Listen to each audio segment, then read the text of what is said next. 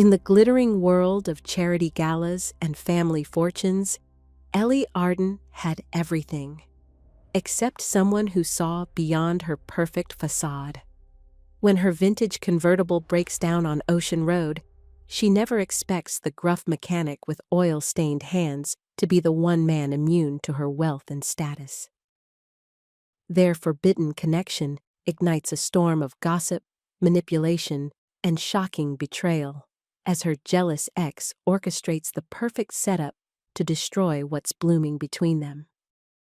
But when a near-fatal accident shatters more than just metal and glass, the true strength of their bond will be tested against the pressures of two vastly different worlds colliding. If you're watching this heartbreaking journey of pride versus vulnerability, hit subscribe now and tell me in the comments where you're watching from.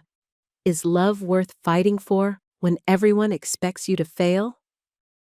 The sun blazed overhead as Ellie Arden's vintage convertible gave one last shuddering cough before dying completely. She gripped the steering wheel, her knuckles turning white. "No, no, no," she whispered, pressing the gas pedal uselessly. "Not today." The car had picked the worst possible time to break down. Ellie glanced at her watch. Just 5 hours until the biggest charity gala of the summer, and the trunk of her convertible was packed with decorations that needed to be at the Seaside Pavilion immediately. She reached for her phone and dialed AAA, drumming her manicured nails against the dashboard while she waited. After being told it would be at least 2 hours before a tow truck arrived, Ellie hung up and dropped her head against the steering wheel. "Breathe," she reminded herself. "Just breathe." A gentle ocean breeze ruffled her honey-blonde hair as she tried to think of a solution. The road was quiet, with only the occasional car passing by. Most were headed toward the beach, tourists enjoying the perfect Maine summer day. None of them slowed down to help. 20 minutes later, Ellie heard the rumble of an engine approaching. In her rearview mirror, she spotted a blue tow truck with Bell's Garage painted on the side in simple white letters. Relief flooded through her as it pulled up behind her convertible. The driver's door opened, and a tall man stepped out. Even from a distance, Ellie could see his broad shoulders and the confident way he moved. As he approached, she noticed his dark skin gleamed in the sunlight, and his eyes, warm brown with flecks of gold, assessed her car with a professional gaze. "Having trouble?" he asked, his voice deep and smooth. Ellie flashed her brightest smile, the one that usually got her whatever she wanted. "My car just died. I have no idea what happened." The man nodded, unsmiling. "I'm Marcus Bell, owner of Bell's Garage. AAA called us since we're the closest shop." "Ellie Arden," she replied, extending her hand. "Thank you for coming so quickly." He shook her hand firmly but briefly. "Let me take a look." There was something different about the way Marcus treated her. Most people in Seabrook recognized Ellie immediately. They knew her as Richard Arden's daughter, the town's wealthiest resident. They'd smile too widely, laugh too loudly at her jokes, and trip over themselves to help her. But Marcus just popped the hood of her convertible and began examining the engine with careful hands. He didn't seem impressed by her designer sundress or the diamond studs in her ears. "When did the trouble start?" he asked, not looking up from the engine. "It was running fine until about a half hour ago. Then it started making this weird sputtering noise and just died." Marcus nodded, his focus entirely on the car. "Sounds like it might be fuel-related. Could be the line or the pump." Ellie bit her lip. "How long will it take to fix?" "Can't say for sure until I get it back to the shop, but it's not something I can fix here on the side of the road." "I need to get to the pavilion," Ellie said, gesturing to the boxes in her trunk. "I'm coordinating the Summer Stars Gala tonight, and all the decorations are in the car." For the first time, Marcus's professional expression softened slightly. "I can give you a ride to the pavilion after we drop your car at the garage." "That would be wonderful." Ellie's smile widened. And I'd be happy to offer you VIP tickets to the gala as thanks. It's for a great cause, raising money for the children's hospital." Something flickered across Marcus's face, and the soft moment vanished. "No need for tickets," he said, his voice cooling. "Just doing my job." Ellie felt her cheeks warm with embarrassment.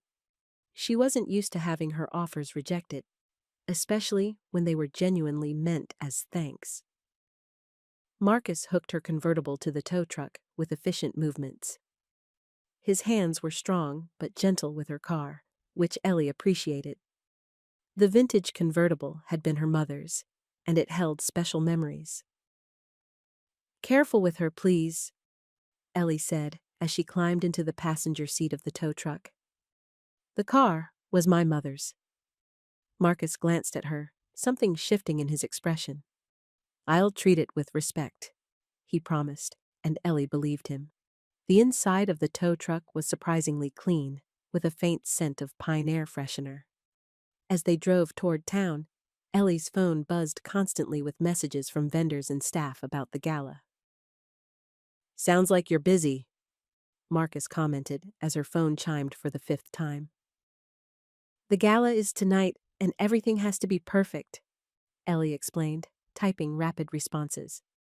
"My father expects nothing less." Marcus didn't respond, but Ellie caught the slight tightening of his jaw. She wondered what he was thinking, but didn't ask. Instead, she looked out the window at the familiar coastline. Seabrook was beautiful in the summer, with sailboats dotting the harbor and flowers spilling from window boxes in the small downtown. The garage wasn't what Ellie expected. It was larger than most in the area, with 3 service bays and a small, tidy office. The sign above the door simply read "Bell's Garage" in the same clean white letters as the tow truck. "This is yours?" Ellie asked as Marcus backed her convertible into an empty bay.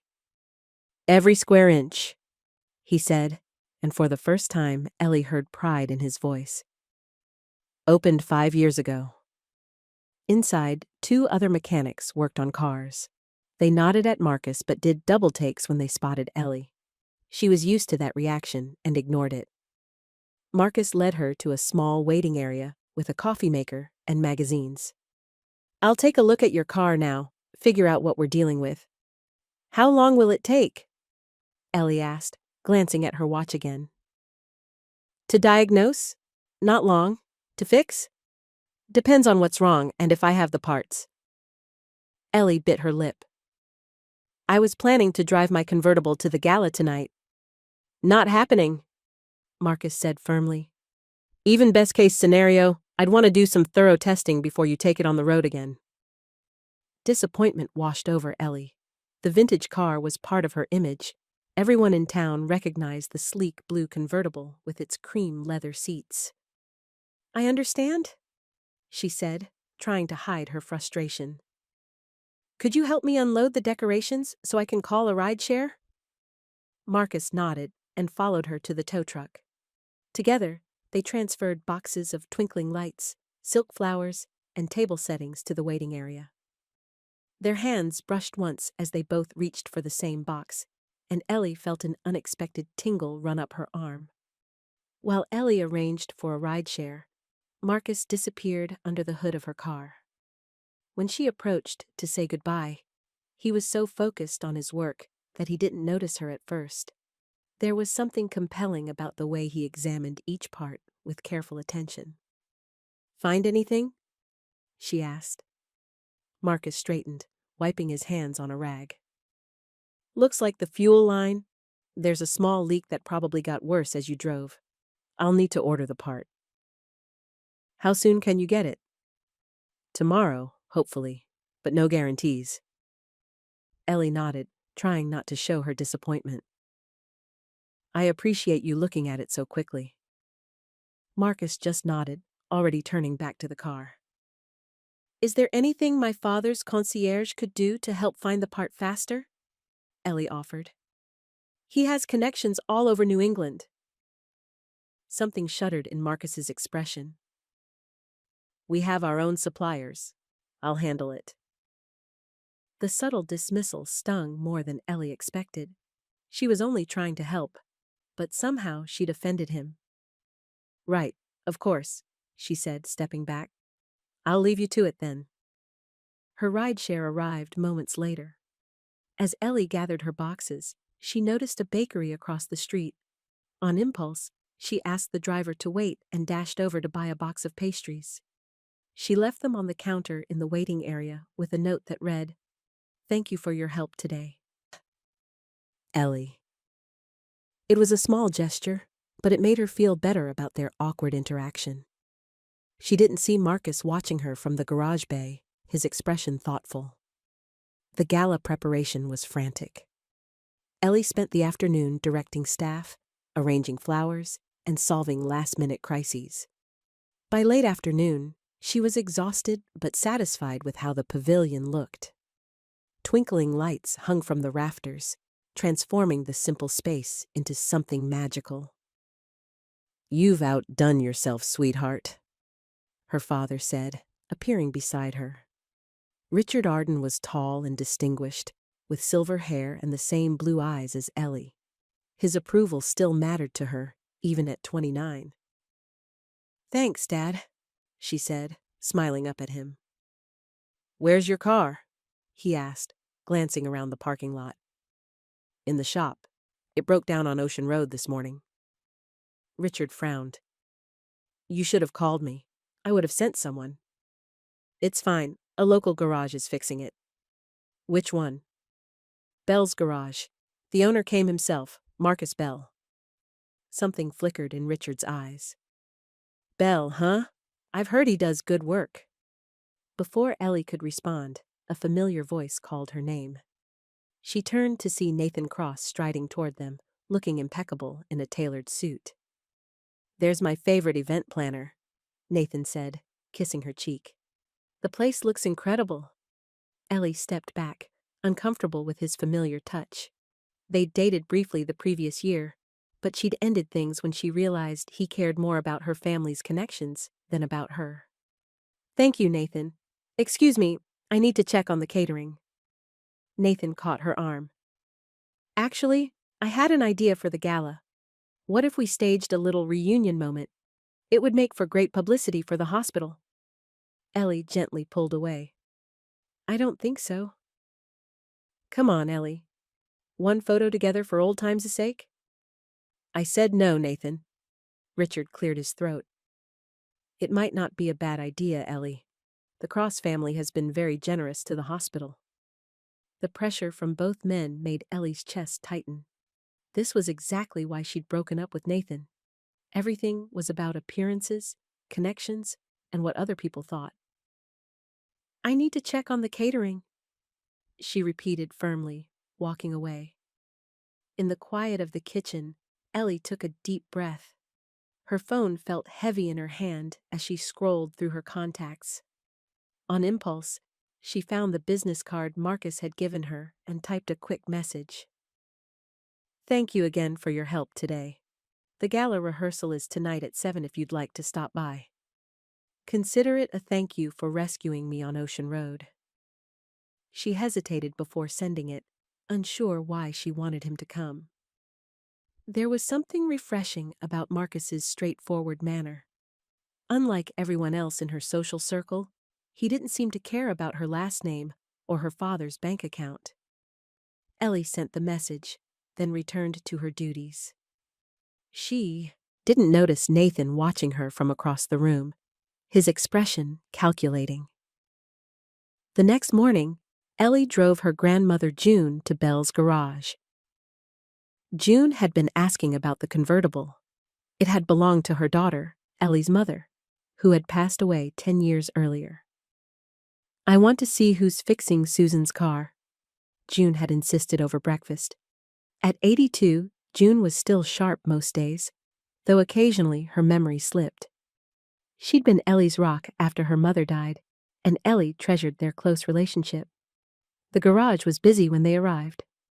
Marcus was bent over the engine of a rusty pickup truck, deep in conversation with an elderly man who looked like a fisherman. He glanced up when Ellie's rideshare pulled into the lot.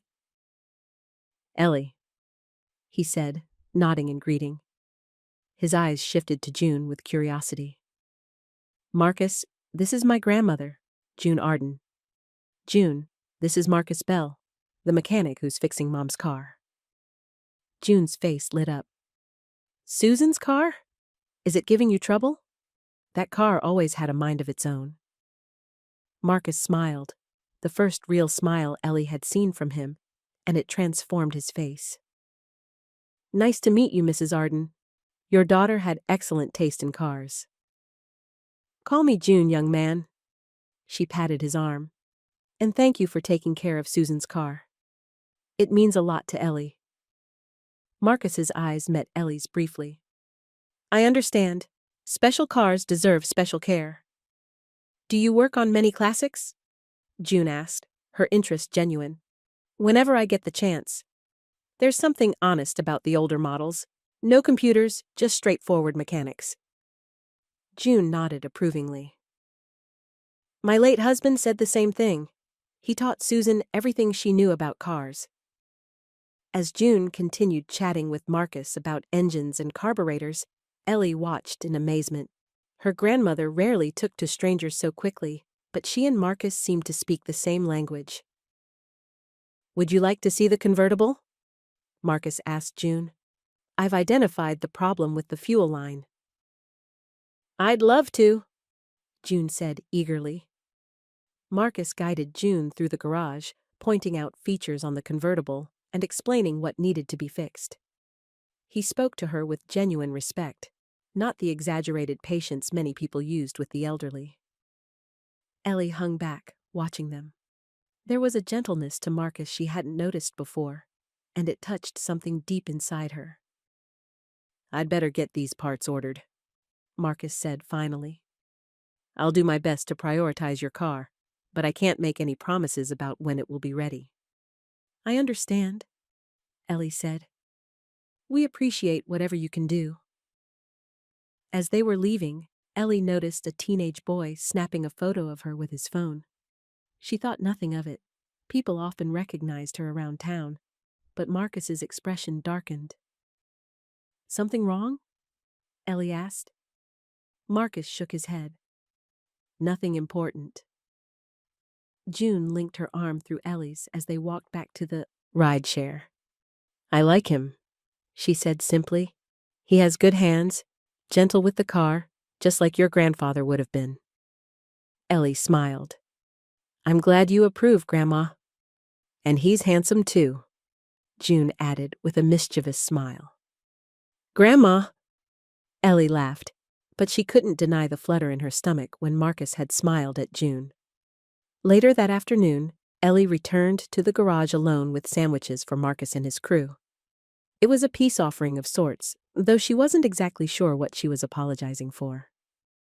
Marcus was working on her convertible when she arrived. He straightened when he saw her, wiping his hands on a rag. Back so soon? He asked, but his tone was lighter than before. Ellie held up the bag of sandwiches. I thought you and your crew might be hungry. Marcus hesitated, then called to the other mechanics. Mike, Dave, lunch break. The men approached cautiously, eyeing Ellie with curiosity. She handed out the sandwiches, making small talk about the weather and the upcoming classic car parade. When the others had wandered off to eat, Marcus turned to Ellie. Thank you for the food, but you don't have to keep bringing us things. I'm not trying to buy special treatment, Ellie said, understanding his concern. It's just a thank you. Most people don't thank mechanics with gourmet sandwiches. Ellie smiled. Most mechanics don't treat 80-year-old grandmothers like they're the most interesting people in the world. The corner of Marcus's mouth twitched. Your grandmother knows her cars. She liked you, Ellie said. She doesn't warm up to many people these days. Marcus seemed pleased by this, though he tried to hide it. The parts for your car should arrive tomorrow, he said, changing the subject. With luck, you'll be back on the road by the weekend. Just in time for the classic car parade? Ellie said. Are you participating? I restore old trucks as a hobby. Got a '57 Chevy pickup in the parade this year." Ellie's eyes lit up with genuine interest. "Really? I'd love to see it." Marcus studied her, as if trying to decide if she was being sincere. Finally, he nodded. "Parade starts at 10 on Saturday. Look for the turquoise pickup with white trim." "I'll be there," Ellie promised. As she turned to leave, she caught sight of a local gossip account on one of the mechanic's phones. The headline made her stomach drop. "Heiress at Bell's? Slumming?" Below was a photo of her from earlier that morning, standing near Marcus's tow truck. The caption suggested she was shopping for more than car repairs. Marcus followed her gaze, his jaw tightening.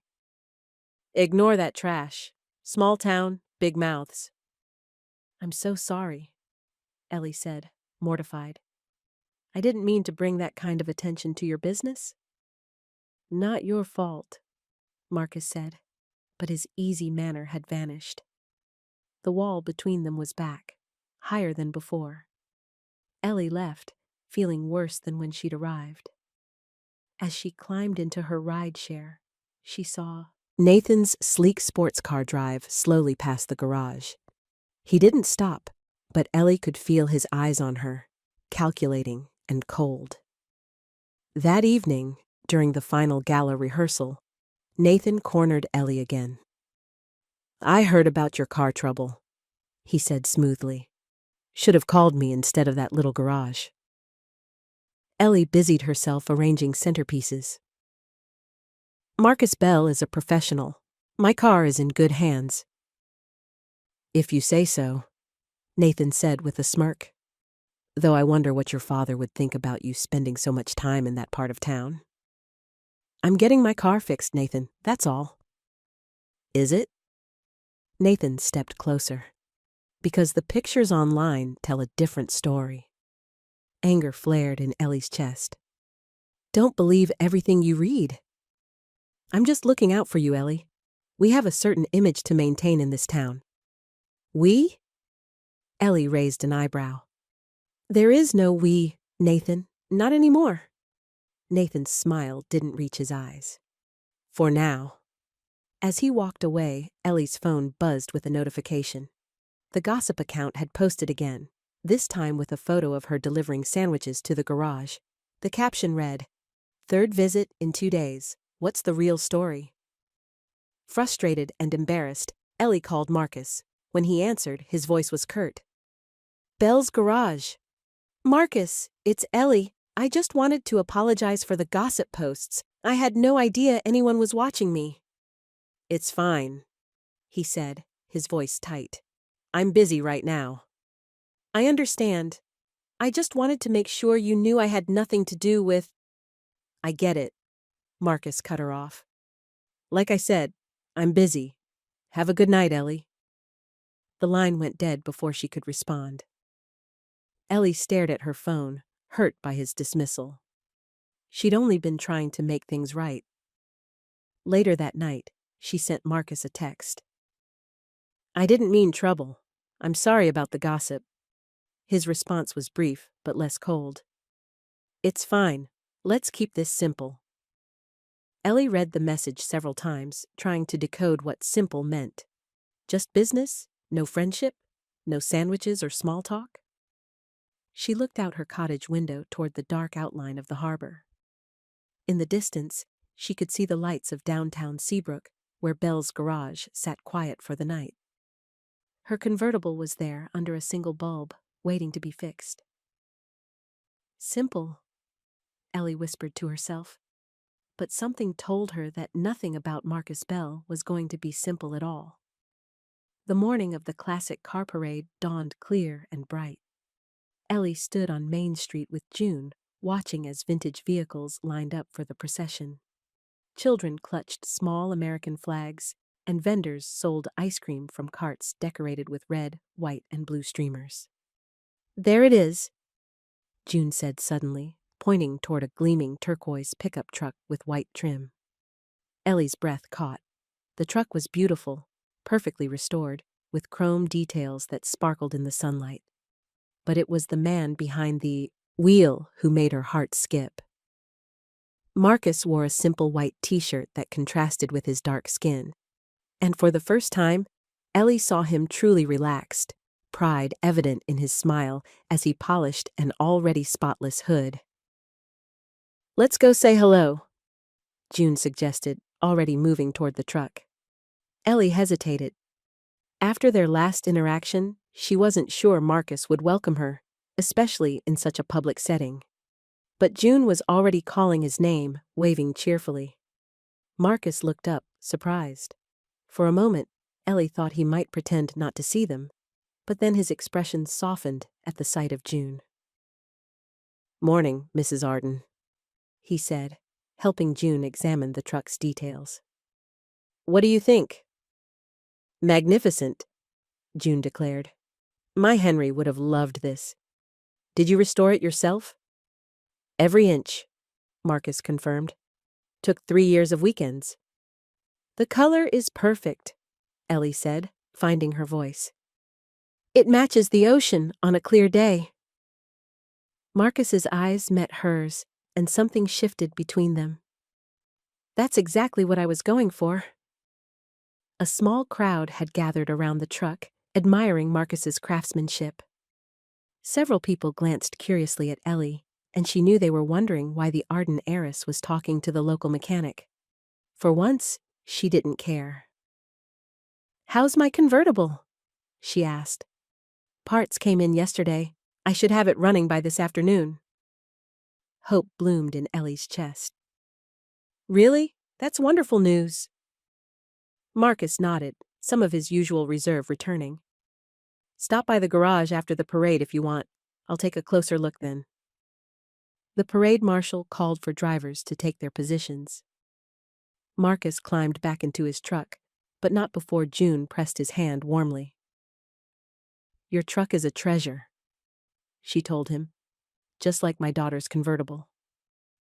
As Marcus drove away to join the parade line, Ellie caught sight of Nathan watching from across the street.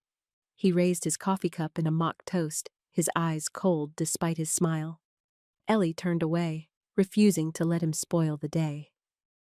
The parade was charming, a perfect small-town celebration with marching bands, local officials in convertibles, and of course, the classic cars. When Marcus's truck passed by, June clapped enthusiastically, and Ellie found herself smiling wider than she had in weeks. After the parade, June insisted on accompanying Ellie to the garage. "I want to see Susan's car running again," she said firmly. Belle's garage was quieter than usual for a Saturday. Most of the town was still downtown, enjoying the festival that followed the parade. Marcus had changed from his white t-shirt to work clothes, already bent over the convertible's engine when they arrived. "You're back," he said, not sounding particularly surprised. "Any progress?" Ellie asked, trying to keep her tone light. Marcus straightened, wiping his hands on a rag. "I've replaced the fuel line. Just need to test it now." June wandered toward the convertible, running her hand lovingly over its hood. This car held so many happy memories. Susan loved driving with the top down, singing at the top of her lungs. A small smile tugged at Marcus's lips. What kind of music did she like? "Soul music," June said. "Aretha, Otis Redding, she said it was the only music worthy of a convertible ride." "Your mother had excellent taste," Marcus said to Ellie. Ellie smiled, touched by his comment. "I still have her old cassettes in the glove box." "Really?" Marcus raised an eyebrow. "Let's take a look." He opened the passenger door and reached for the glove box. As it clicked open, a folded piece of paper fluttered out, landing on the floor mat. Marcus picked it up, his expression curious. "What's this?" he asked, handing it to Ellie. The paper was yellowed with age, covered in her mother's elegant handwriting. Ellie unfolded it carefully. "It's a note," she said, her voice hushed. "From my mother." June moved closer. "What does it say, dear?" Ellie read aloud. Don't forget to pick up the part from Jameson's in Boston. Address below. Best mechanics on the East Coast. Henry's old friend Thomas Bell trained there. Marcus froze, his eyes wide. Bell? Thomas Bell was my grandfather. The garage seemed suddenly very quiet. Ellie stared at Marcus, the connection between them shifting into something new, a thread linking their pasts. Your grandfather was a mechanic in Boston? She asked. Marcus nodded slowly. He had a shop there for 40 years, trained dozens of mechanics, including my father, and me before he passed. My grandfather Henry was an amateur car enthusiast, Ellie explained. He must have known your grandfather through the classic car circuit. June's eyes lit up with recognition. Thomas Bell, of course. Henry spoke of him often, said he was the only man he'd trust with his prize Packard. Marcus took the note, studying it with newfound interest. This shop was my grandfather's. Jameson was his business partner. He looked up at Ellie. This is unexpected. It's a sign, June declared with the confidence of the elderly. Susan's car was meant to find its way back to Bell hands. Ellie couldn't help but smile at her grandmother's certainty. Marcus seemed less convinced but intrigued nonetheless. Let me finish the repair, he said, returning the note to Ellie. Then we'll see if the car approves of a Bell working on it. As Marcus returned to work, June settled into a chair in the waiting area, humming softly to herself. Ellie remained by the convertible, watching Marcus's careful movements. Did you always want to be a mechanic? She asked. Marcus's hands never stopped working as he answered. Pretty much. Grew up in my father's garage, then my grandfather's. Some kids played with toys. I played with wrenches. It shows, Ellie said. You have a gift. Marcus glanced up, as if checking whether she was being sincere. Something in her expression must have convinced him because he continued, What about you? Always want to be an event planner? Ellie laughed softly. Not exactly. I studied art history in college, wanted to work in a museum. What changed? My father needed help with the family foundation. One charity event led to another, and suddenly I was the go-to Arden for every gala and fundraiser in the county. Do you enjoy it? The question caught Ellie off guard. Most people assumed she loved her glamorous role, or at least never questioned it. Parts of it, she said honestly. I love creating beautiful spaces, seeing people enjoy themselves for a good cause.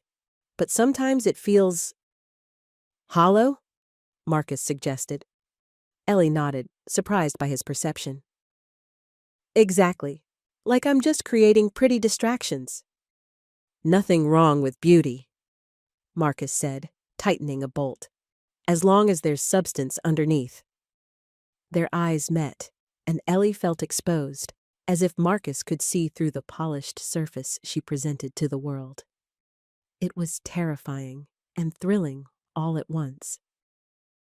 The moment was broken by the sound of a car pulling up outside.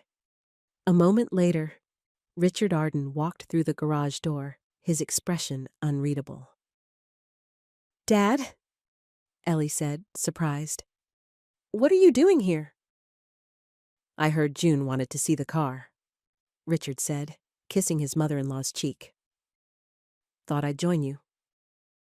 His eyes traveled to Marcus, who had straightened at the sight of Seabrook's wealthiest resident. Mr. Bell, Richard said, extending his hand. I understand you're taking care of my late wife's car. Yes, sir, Marcus said, shaking Richard's hand firmly. Just finishing up now. Richard nodded, his gaze moving around the garage, taking in every detail. Nice operation you have here. Clean. Organized. Thank you, Marcus said, his expression guarded. An awkward silence fell. Ellie could feel the tension building, two proud men sizing each other up, neither willing to show weakness. Marcus found a note from Mom in the glove box, Ellie said, breaking the silence. It turns out his grandfather was the mechanic Grandpa Henry always took his cars to in Boston. Richard raised an eyebrow. Thomas Bell? I remember Henry mentioning him. He turned to Marcus with new interest. You come from good stock, then? I like to think so, Marcus replied, his voice steady. Richard's lips twitched in what might have been a smile. Well, let's see if you inherited the talent. Is the car ready for a test drive? Just about, Marcus said, making a final adjustment. Give me 5 minutes. As Marcus completed the repair, Richard drew Ellie aside. I've been hearing rumors, he said quietly. Ellie's stomach tightened. About what? You. This garage. Nathan mentioned you've been spending quite a bit of time here. I'm getting my car fixed, Dad. That's all. Richard studied his daughter's face. Is it? Because it seems like there might be more to it. Ellie felt a flash of irritation. Even if there was, would it matter? Marcus is a good man, a business owner, respected in his field. I'm not questioning his credentials, Ellie. I'm concerned about your judgment. You have a position to maintain in this community. And that position doesn't include befriending the local mechanic? Ellie challenged. Richard sighed. You know that's not what I mean. I just want you to be careful with your heart and your reputation. Before Ellie could respond, Marcus called over. She's ready for a test drive. Who wants to go first? June immediately stood up. I'd like Marcus to drive me, if that's all right. Marcus looked surprised but pleased. It would be my honor, Mrs. Arden. June, she corrected him with a smile. And let's put the top down. It's what Susan would have wanted. Marcus helped June into the passenger seat, then slid behind the wheel. The engine purred to life, a smooth, healthy sound that made both June and Marcus smile with satisfaction. We'll be back in 20 minutes, Marcus told Ellie and Richard. Just going to take her around the harbor loop. As the convertible pulled out of the garage, Richard turned to Ellie. He seems capable. He's more than capable, Dad. He's exceptional at what he does. Richard nodded slowly. Be careful with your heart, Ellie, he repeated, but his tone was gentler now. That's all I ask. Ellie watched the convertible disappear down the street, top down, her grandmother's white hair blowing in the wind. My heart is my business, she said quietly. But thank you for caring. Richard squeezed her shoulder, then wandered around the garage, examining the tools and equipment with mild interest. Ellie checked her phone, finding a text from Nathan. Dinner tonight? We should talk. She deleted it without responding. When Marcus and June returned, both were smiling broadly. June's eyes sparkled with joy, and Marcus looked more relaxed than Ellie had ever seen him. The car runs perfectly, June announced, and Marcus drives just like Henry did, respectful of the machine. High praise, Richard commented. Marcus helped June from the car. It's a beautiful piece of engineering. Whoever maintained it over the years did a good job with the basics. That would be me, Ellie said. Mom taught me the essentials before she passed. Oil changes, spark plugs, filters. Marcus looked at her with new respect. You never mentioned you knew cars. Ellie shrugged. You never asked. As Richard settled the bill, refusing Marcus's attempt to offer a discount, June linked her arm through Ellie's. I like him, she whispered, not very quietly. He has an honest heart. Ellie blushed, aware that Marcus could probably hear. Grandma, please, she murmured. June just smiled knowingly and patted Ellie's hand. Susan would have approved. As they prepared to leave, Marcus handed Ellie the keys to the convertible. Their fingers brushed, and that same electric tingle shot up Ellie's arm. Thank you for fixing her, Ellie said. It means more than you know. Marcus nodded. If you have any issues, bring her back right away. but she should be good now. I will, Ellie promised. As she helped June into the passenger seat, Richard approached Marcus. Thank you for taking care of my wife's car, he said, and for showing June such kindness. It was my pleasure, sir, Marcus replied. Richard hesitated, then added, Ellie's very attached to that car, and to her grandmother. I can see that, Marcus said carefully. She feels things deeply, Richard continued. Always has. Marcus met the older man's gaze directly. That seems like a strength to me, not a weakness. Richard studied Marcus for a long moment, then nodded slowly. Perhaps you're right. He extended his hand again. Good day, Mr. Bell. Mr. Arden? Marcus replied, shaking his hand firmly. As Ellie drove away, June settled happily into the leather seat. What a wonderful day, she said, closing her eyes against the sun. I feel like Susan is with us. Ellie smiled, the wind whipping her hair around her face. Me too, Grandma. That evening, as Ellie helped June prepare for bed, her grandmother grew uncharacteristically serious. That young man reminds me of your grandfather, she said. Marcus? Ellie asked, surprised. June nodded. Henry wasn't fancy or full of big talk, but his hands were skilled and his heart was true. She patted Ellie's cheek. Don't let others tell you what to value, dear. Not your father, not your friends, not even me. Ellie kissed her grandmother's forehead. I love you, Grandma. I know you do, sweet girl. June settled against her pillows. Now, tell me, when are you seeing that nice mechanic again? Ellie laughed. Good night, Grandma. Later, alone in her cottage, Ellie stared at her phone. She wanted to text Marcus but wasn't sure what to say. Their connection felt fragile, new, and easily broken by careless words. Finally, she typed, The car is running beautifully. Thank you again.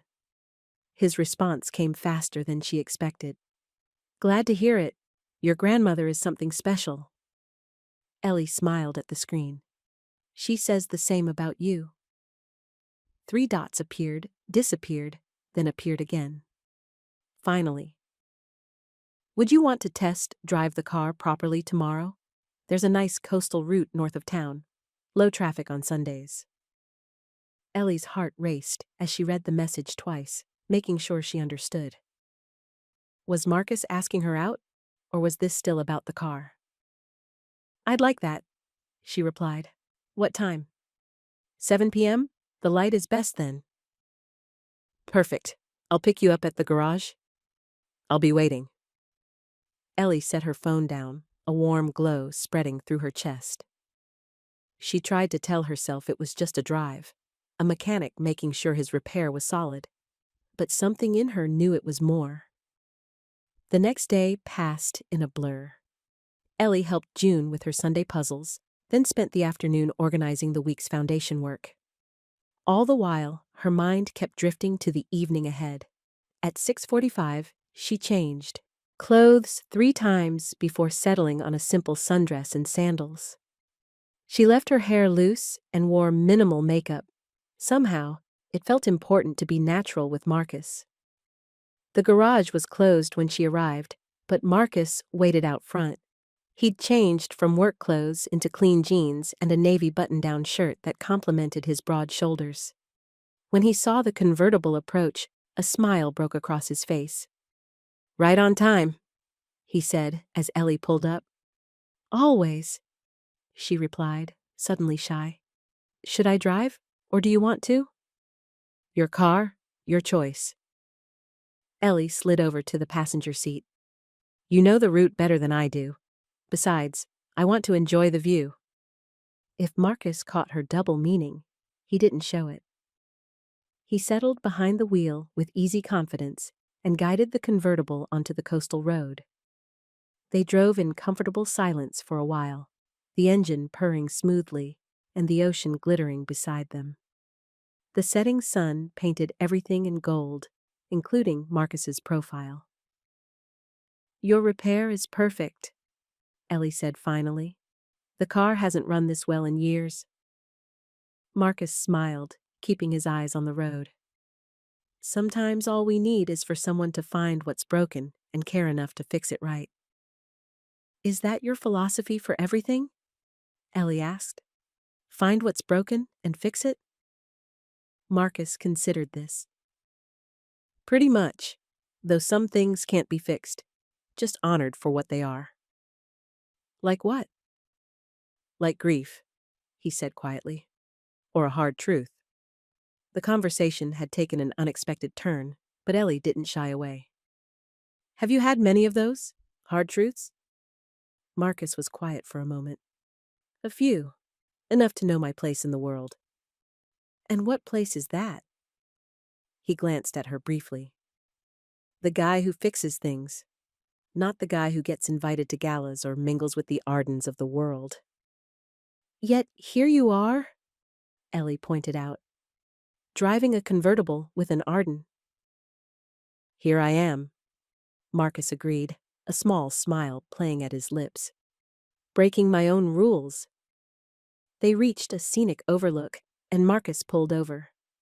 The view was breathtaking, the ocean stretching to the horizon, painted in shades of orange and pink by the setting sun.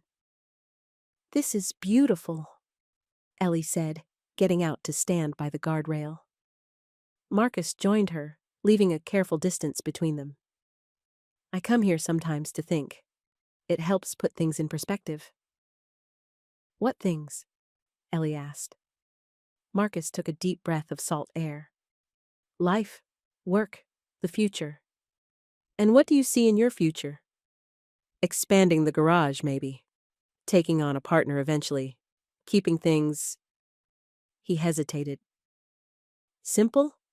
Ellie suggested, remembering his text. I was going to say, honest. He turned to face her fully. I left a bigger shop in Portland because I got tired of the politics. The assumptions people made because of how I look. The constant need to prove myself, even after 10 years of perfect work. Ellie listened, understanding dawning.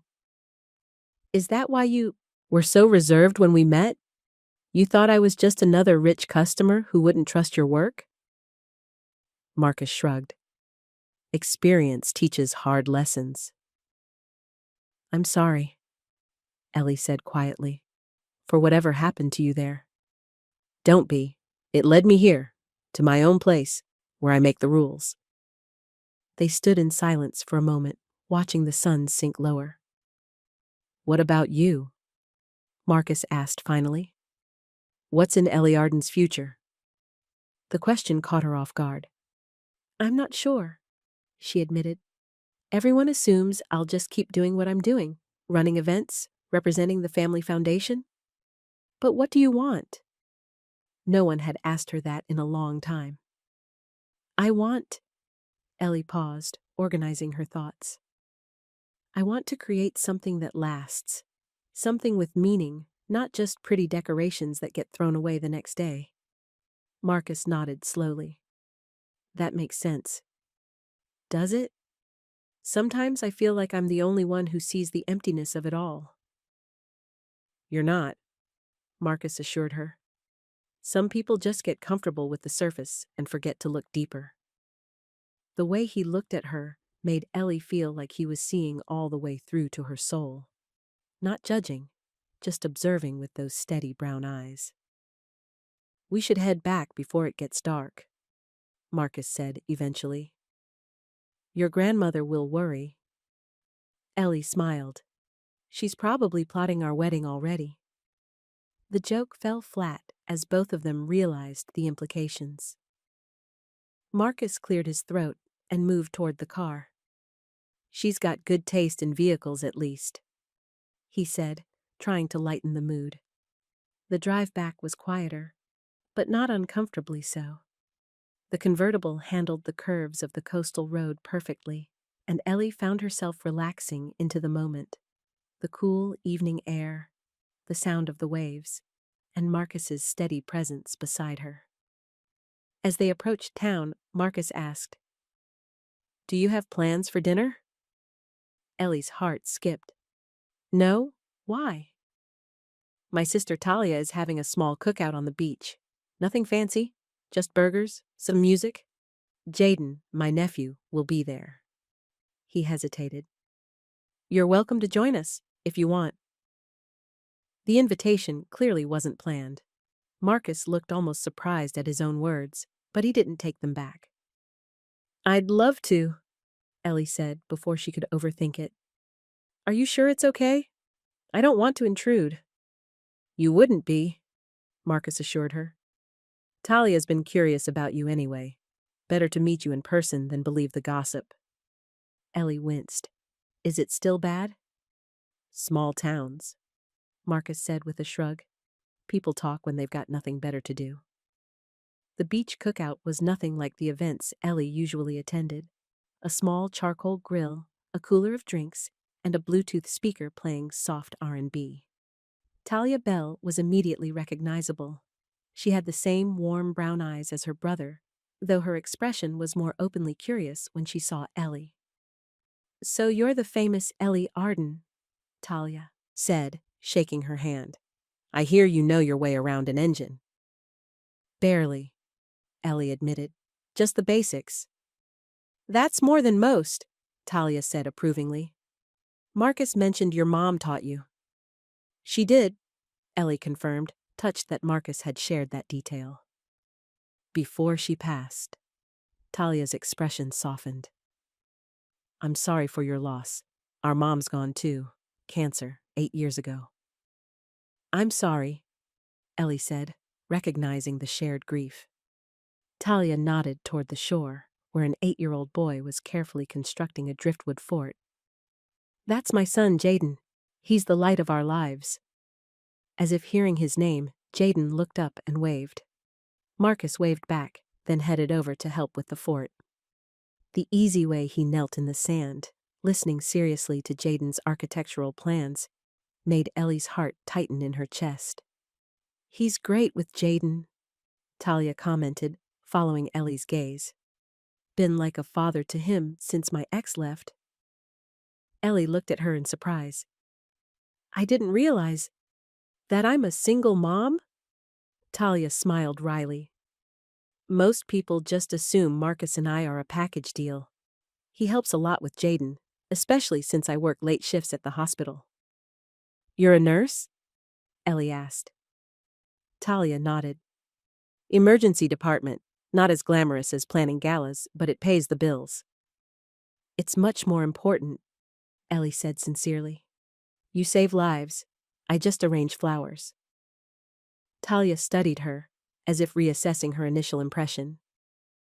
You're not what I expected. What did you expect? Someone more? Talia searched for the word.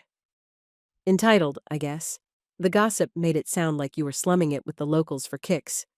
Ellie winced. I hate that perception. I'm just trying to live my life, same as anyone. Fair enough, Talia said. Help me with these burgers, and we'll call it even. As the evening progressed, Ellie felt herself relaxing more than she had in months. There were no expectations here, no need to network or impress. Just simple food, good music, and genuine conversation.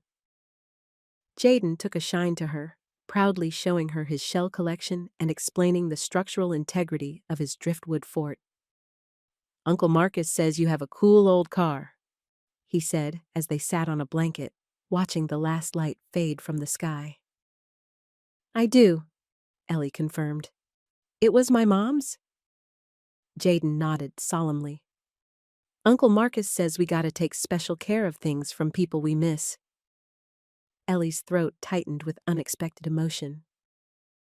Your uncle is very wise. He likes you, Jaden said matter-of-factly. He got nervous about his shirt before you came. Ellie bit back a smile. Did he? Uh-huh. Changed it twice. Said the blue one brings out his eyes, but don't tell him I told you. It'll be our secret, Ellie promised, just as Marcus approached with a plate of toasted marshmallows.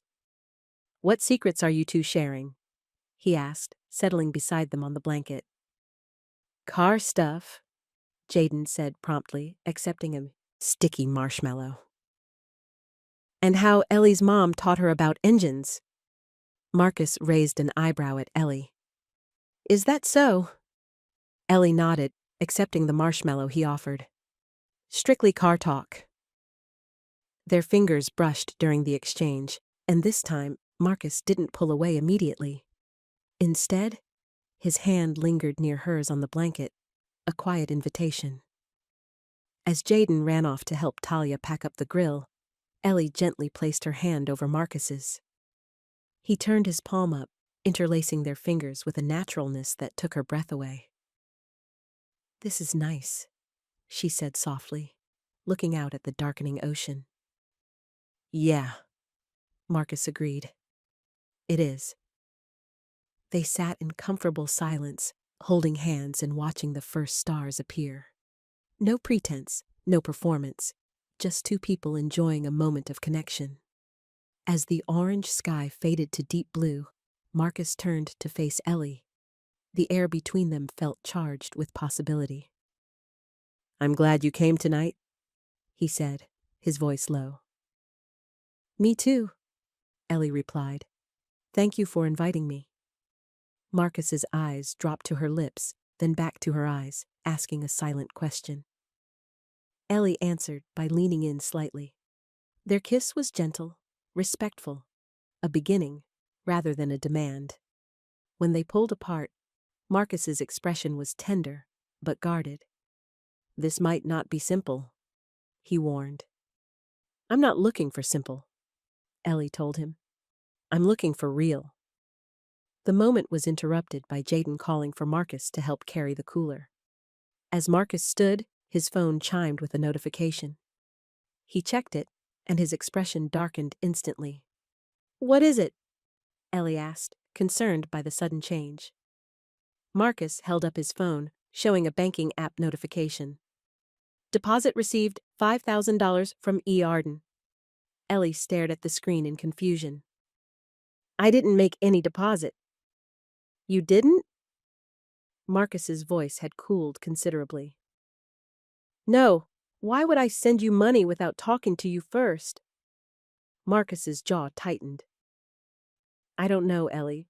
Why would you? The trust that had been building between them seemed to evaporate in an instant. Ellie pulled out her own phone, checking her banking app. There's no transaction here, she said, showing him the screen. Someone else must have done this. Doubt flickered in Marcus's eyes. Who else would use your name on a transfer? Before Ellie could respond, both their phones buzzed simultaneously.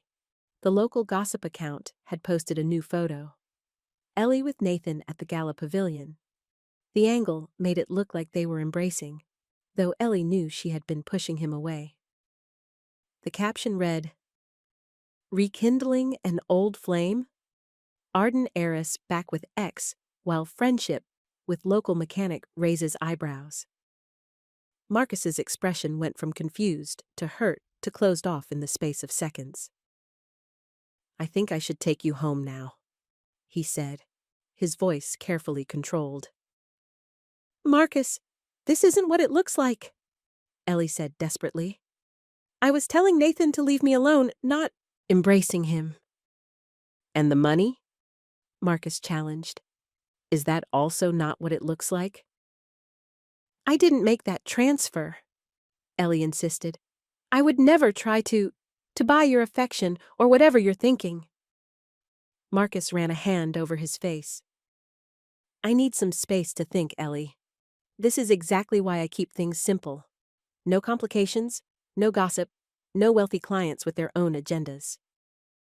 I don't have an agenda. Ellie's voice rose with frustration. Talia approached, concern evident on her face. Everything okay here? Fine, Marcus said curtly. I'm taking Ellie home. The drive back to Ellie's cottage was silent and tense. All the warmth and connection of their evening had been replaced by a wall of hurt and suspicion. When they reached her driveway, Ellie turned to Marcus. I promise you, I did not make that transfer, and that photo with Nathan is completely misleading. Marcus kept his eyes straight ahead. Maybe. But this is exactly why people like us don't mix, Ellie. Our worlds are too different. That's not fair, Ellie said, fighting back tears. You're judging me based on appearances. Exactly what you hate when people do it to you. Marcus's hands tightened on the steering wheel. I need to think, and you should too. Ellie got out of the car, frustration and hurt washing over her. Fine. Think all you want. But remember, you're the one who said we should look beneath the surface. Maybe you should take your own advice. She walked to her front door without looking back, though every fiber of her being wanted to turn around, to make him understand. But as she heard the convertible drive away, Ellie knew that words weren't enough. Something had broken between them, and she wasn't sure how to fix it. Inside, she checked her banking app again, searching for any sign of the mysterious transfer. Nothing appeared in her recent transactions. A terrible suspicion formed in her mind, and she grabbed her phone to call the bank's fraud department. After 20 minutes on the phone, her suspicion was confirmed. No transfer had been made from her account. Someone else had sent the money using her name as a reference. Ellie canceled the transfer immediately and requested confirmation of the cancellation by email. As she waited for the documentation, she knew exactly who was behind this. The same person who'd been trying to drive a wedge between her and Marcus from the beginning. Nathan. Anger replaced hurt as Ellie blocked his number on her phone. Then she composed an email to Marcus with the cancellation proof attached, explaining what she believed had happened. She hesitated before sending it, wondering if he would even believe her. But truth was important, regardless of the outcome. Marcus didn't respond to her email that night, or her follow-up text. I didn't mean to bring trouble into your life. I'm sorry about the gossip, the photo, and the money. None of it was my doing. The next morning, Ellie printed the proof of the canceled transfer and drove to Belle's garage. It was still early and the garage was closed, but she slipped the printout under the door with a simple note. The truth matters. E. As she walked back to her car, Ellie felt a strange mix of sadness and resolve. She had done what she could to clear her name. Now it was up to Marcus to decide if he trusted her enough to look beyond appearances. The rising sun glinted off the windows of Belle's garage as Ellie drove away, leaving a piece of her heart behind with a man who fixed broken things, but might not know how to mend what was now broken between them. The next morning dawned gray and foggy, matching Ellie's mood perfectly. She sat at her kitchen table, staring into a cup of coffee that had long gone cold. Her phone remained silent. No word from Marcus. A gentle knock at the door startled her. Hope flared briefly, but it was June who stood on her porch, wrapped in a light cardigan. I thought we might walk along the boardwalk, June said, studying her granddaughter's face. The fresh air would do us both good. Ellie managed a smile. Of course, Grandma. Let me grab my jacket. They drove to the small downtown boardwalk in comfortable silence. June had always known when Ellie needed space to think, a trait Ellie appreciated now more than ever. The morning fog was beginning to lift as they parked near the pier, revealing patches of blue sky. Something's troubling you, June said as they strolled past shuttered souvenir shops. It wasn't a question. Ellie sighed. Is it that obvious? To me, yes. June patted her arm. Your mother had the same look when her heart was heavy. The comparison brought unexpected tears to Ellie's eyes. She blinked them away quickly, but June noticed. This is about Marcus, isn't it? June asked gently. How did you know? I may be old, but I'm not blind, June said with a soft laugh. I saw the way you two looked at each other, and now you're sad. It doesn't take a detective to connect those dots. Ellie nodded, unable to deny it. We had a wonderful evening, and then everything fell apart. What happened? As they walked, Ellie explained about the mysterious money transfer and the misleading photo with Nathan. June listened without interrupting, her expression growing increasingly indignant. That Nathan boy was always trouble, she declared when Ellie finished. Too smooth by half. I think he set the whole thing up, Ellie said, but I can't prove it, and now Marcus won't even talk to me. Pride, June said, shaking her head. It makes fools of us all sometimes. They reached a bench facing the harbor and sat down. Morning fishing boats dotted the water, their white hulls stark against the dark blue ocean. What should I do, Grandma? Ellie asked, feeling suddenly like a child seeking guidance. June considered the question. The truth always finds its way to the surface, dear. Sometimes we just need to be patient while it rises. But what if he never believes? Me? Then he's not the man I thought he was, June said simply. And you deserve better. Ellie's phone rang, interrupting their conversation. It was one of the foundation's regular vendors, calling about an upcoming event. She answered, grateful for the distraction. While Ellie handled the call, June rose from the bench, gazing out at the water. The fog had thinned considerably, and sunlight now sparkled on the waves. When Ellie finished her call, she looked up to find her grandmother had wandered farther down the boardwalk. Grandma? She called, but June didn't turn around. Ellie stood, scanning the morning crowd. Several tourists had emerged to enjoy the clearing weather, making it harder to spot June's white hair among them. A flutter of panic rose in Ellie's chest. June? She called louder, hurrying in the direction she'd last seen her grandmother. No response. Ellie's heart began to race. June's memory had been slipping more frequently lately. What if she'd become confused? Forgotten where she was, or why? Excuse me, Ellie said to a couple walking past. Have you seen an elderly woman? White hair, blue cardigan? They shook their heads, and Ellie continued her search with growing desperation. 5 minutes passed, then 10. She enlisted the help of a boardwalk security guard, describing June in detail. We'll find her, ma'am, he assured Ellie, radioing his colleagues. The rational part of Ellie's brain knew the boardwalk wasn't that large, and June couldn't have gone far. But fear rarely listens to reason. Images of June confused, lost, or hurt flooded her mind. Just as Ellie was about to call the police, she spotted a familiar figure emerging from a small gift shop. June was chatting animatedly with the shopkeeper, a shopping bag dangling from her wrist. Relief washed over Ellie like a wave. Grandma! June looked up, surprised by Ellie's urgent tone. There you are, dear. I found the most lovely seashell ornament in this shop. It reminded me of... She stopped, noticing Ellie's expression. What's wrong? I didn't know where you'd gone, Ellie said, trying to keep her voice steady. I was worried. Oh. June's face fell. I'm so sorry, dear. I saw the shop and just wandered in. I didn't think to tell you. The shopkeeper, an older woman with kind eyes, looked concerned. Is everything all right? Yes, thank you, Ellie managed, though her heart was still pounding.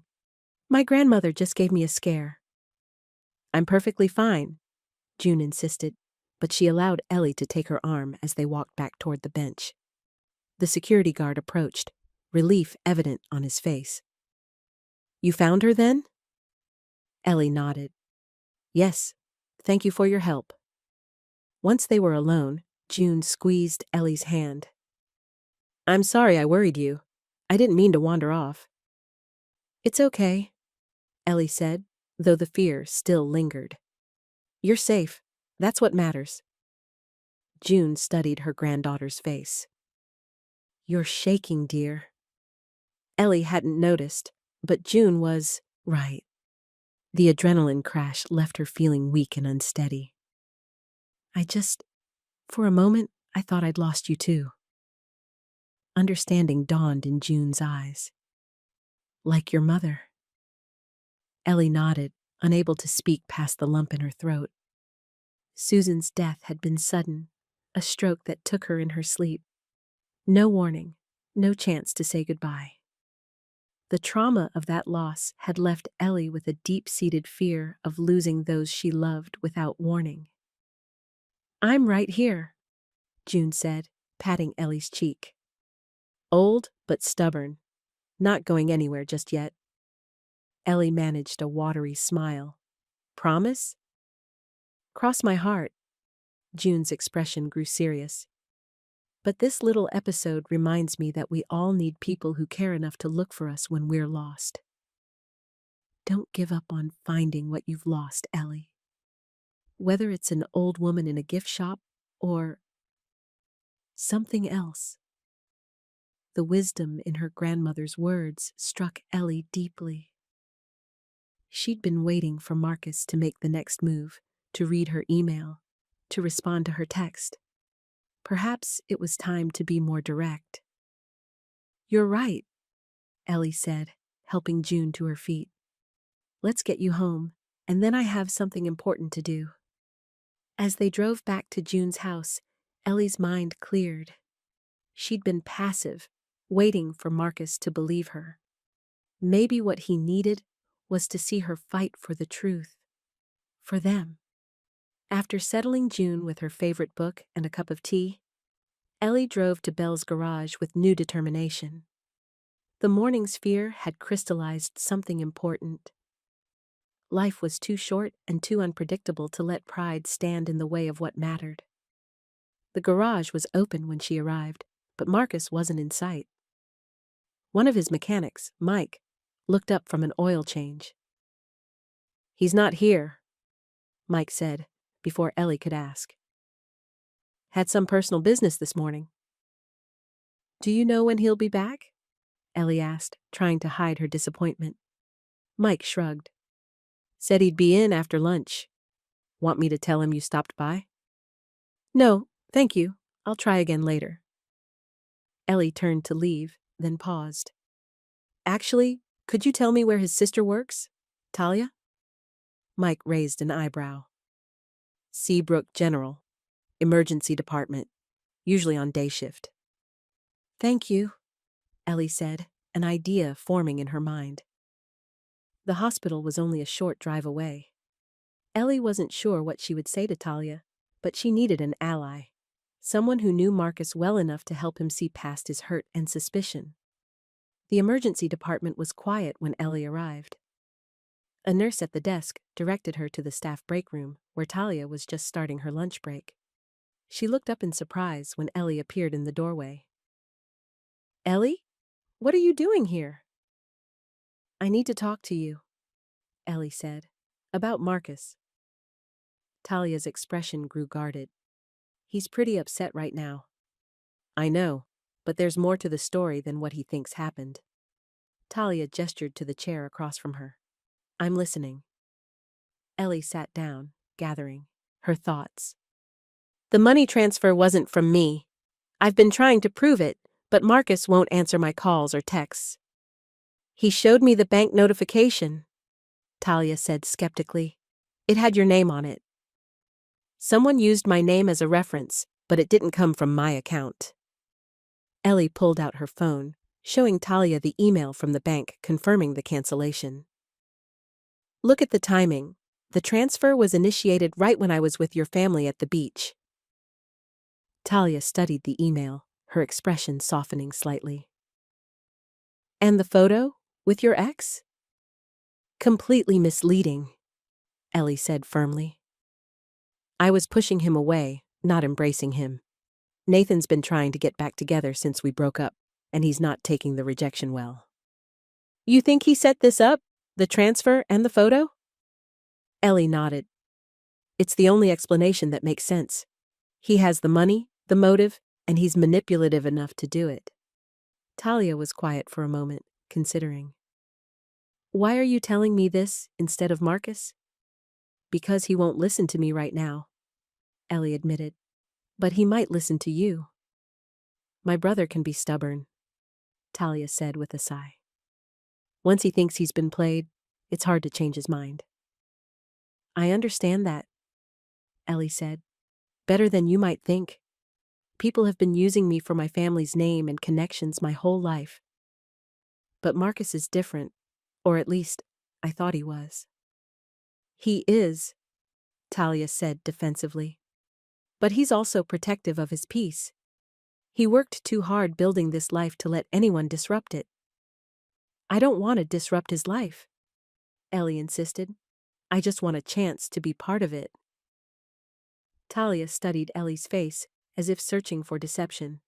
Whatever she saw there must have convinced her, because her expression softened. I believe you, she said finally. And I'll talk to him. But I can't promise anything. Relief flooded through Ellie. Thank you. That's all I'm asking for. He's at the park with Jaden right now, Talia added.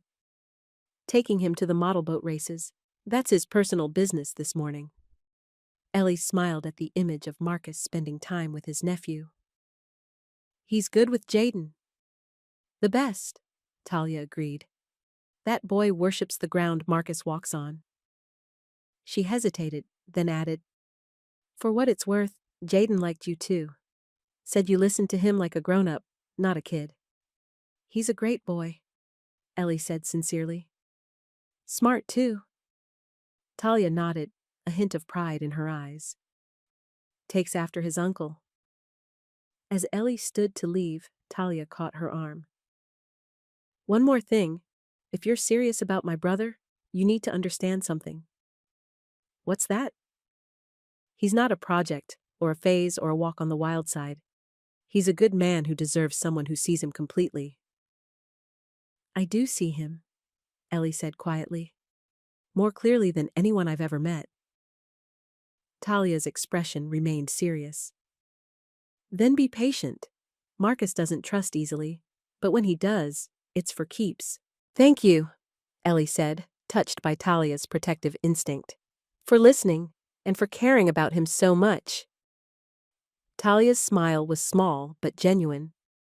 That's what family does. As Ellie drove away from the hospital, her phone buzzed with a text from Marcus. We need to talk. Garage at 4? Her heart leaped. Talia must have reached out immediately. I'll be there, Ellie replied, hope blooming in her chest. The hours until 4 o'clock crawled by. Ellie kept busy, checking on June and handling foundation business, but her mind remained fixed on her upcoming conversation with Marcus. What would he say? Had Talia convinced him to listen? Or was this meeting just to officially end whatever had been growing between them? At 3:55, Ellie pulled into Belle's garage. Her hands were sweating as she gripped the steering wheel of the convertible. Taking a deep breath, she stepped out of the car. Marcus was waiting in the office, his expression unreadable. He looked tired, with shadows under his eyes, suggesting he'd slept as poorly as Ellie had. Hi, she said, suddenly unsure what else to say. Hi, he replied, gesturing to a chair. Have a seat. Ellie sat, her back straight, hands folded in her lap. Thank you for agreeing to see me. Marcus nodded, his eyes meeting hers directly. Talia called me, showed me your email from the bank. And? Ellie asked, hope and fear warring in her chest.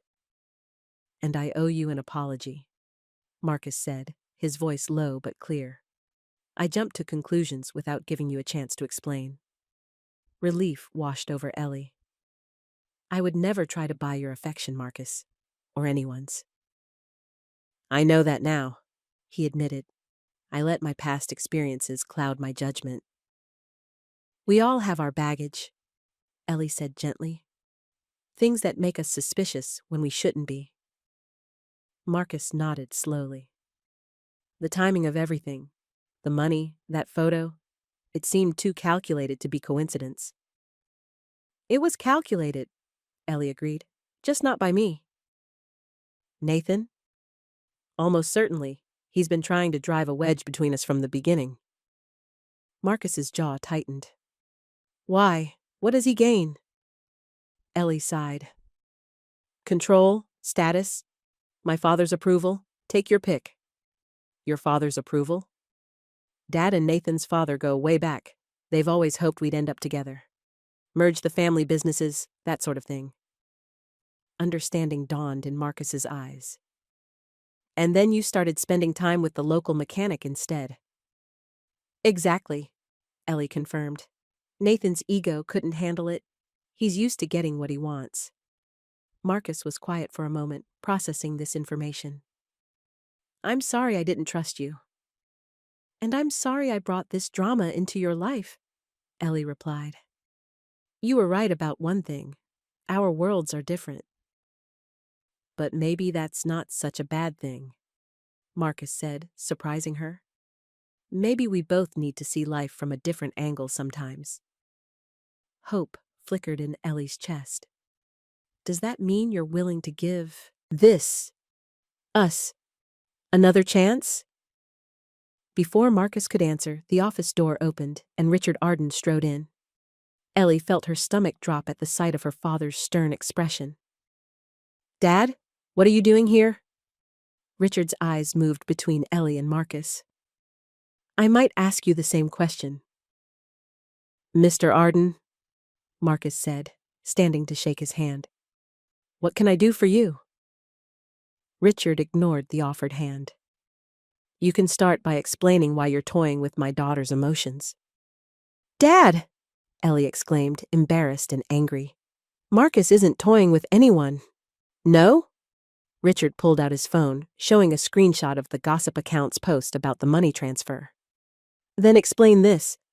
My banking alerts show a significant transfer to Bell's garage, followed by an immediate cancellation. What game are you playing? Marcus's expression hardened. No game, sir. There was a misunderstanding, which we've now cleared up. A misunderstanding that left my daughter in tears? Richard challenged. That had her driving to the hospital to speak with your sister? That's causing talk all over town? How did you know about the hospital? Ellie demanded, realization dawning. Are you having me followed? Richard at least had the grace to look uncomfortable. I have people who keep me informed when my daughter might be in trouble. I'm not in trouble. Ellie stood, facing her father directly. I'm an adult having a private conversation that you're interrupting. Ellie, Richard's voice softened. I'm only looking out for your best interests. No, you're controlling my life, Ellie countered. Just like you always have. Marcus cleared his throat. Mr. Arden, I think there's been a misunderstanding. The transfer you mentioned wasn't from Ellie. We believe it was sent by Nathan Cross, using Ellie's name to cause trouble. Richard's eyebrows rose. Nathan? Why would he do that? Because I rejected him, Ellie said flatly. Again, and he can't stand that I prefer someone else's company to his. Richard looked skeptical. Nathan comes from a good family. He has a promising future. Why would he resort to something so petty? Because people aren't always what they seem, Ellie said pointedly. Something you taught me yourself, remember? Richard glanced at Marcus, then back at Ellie. We should discuss this privately. Anything you have to say, you can say in front of Marcus? Ellie insisted. I'm tired of secrets and manipulations. Richard sighed heavily.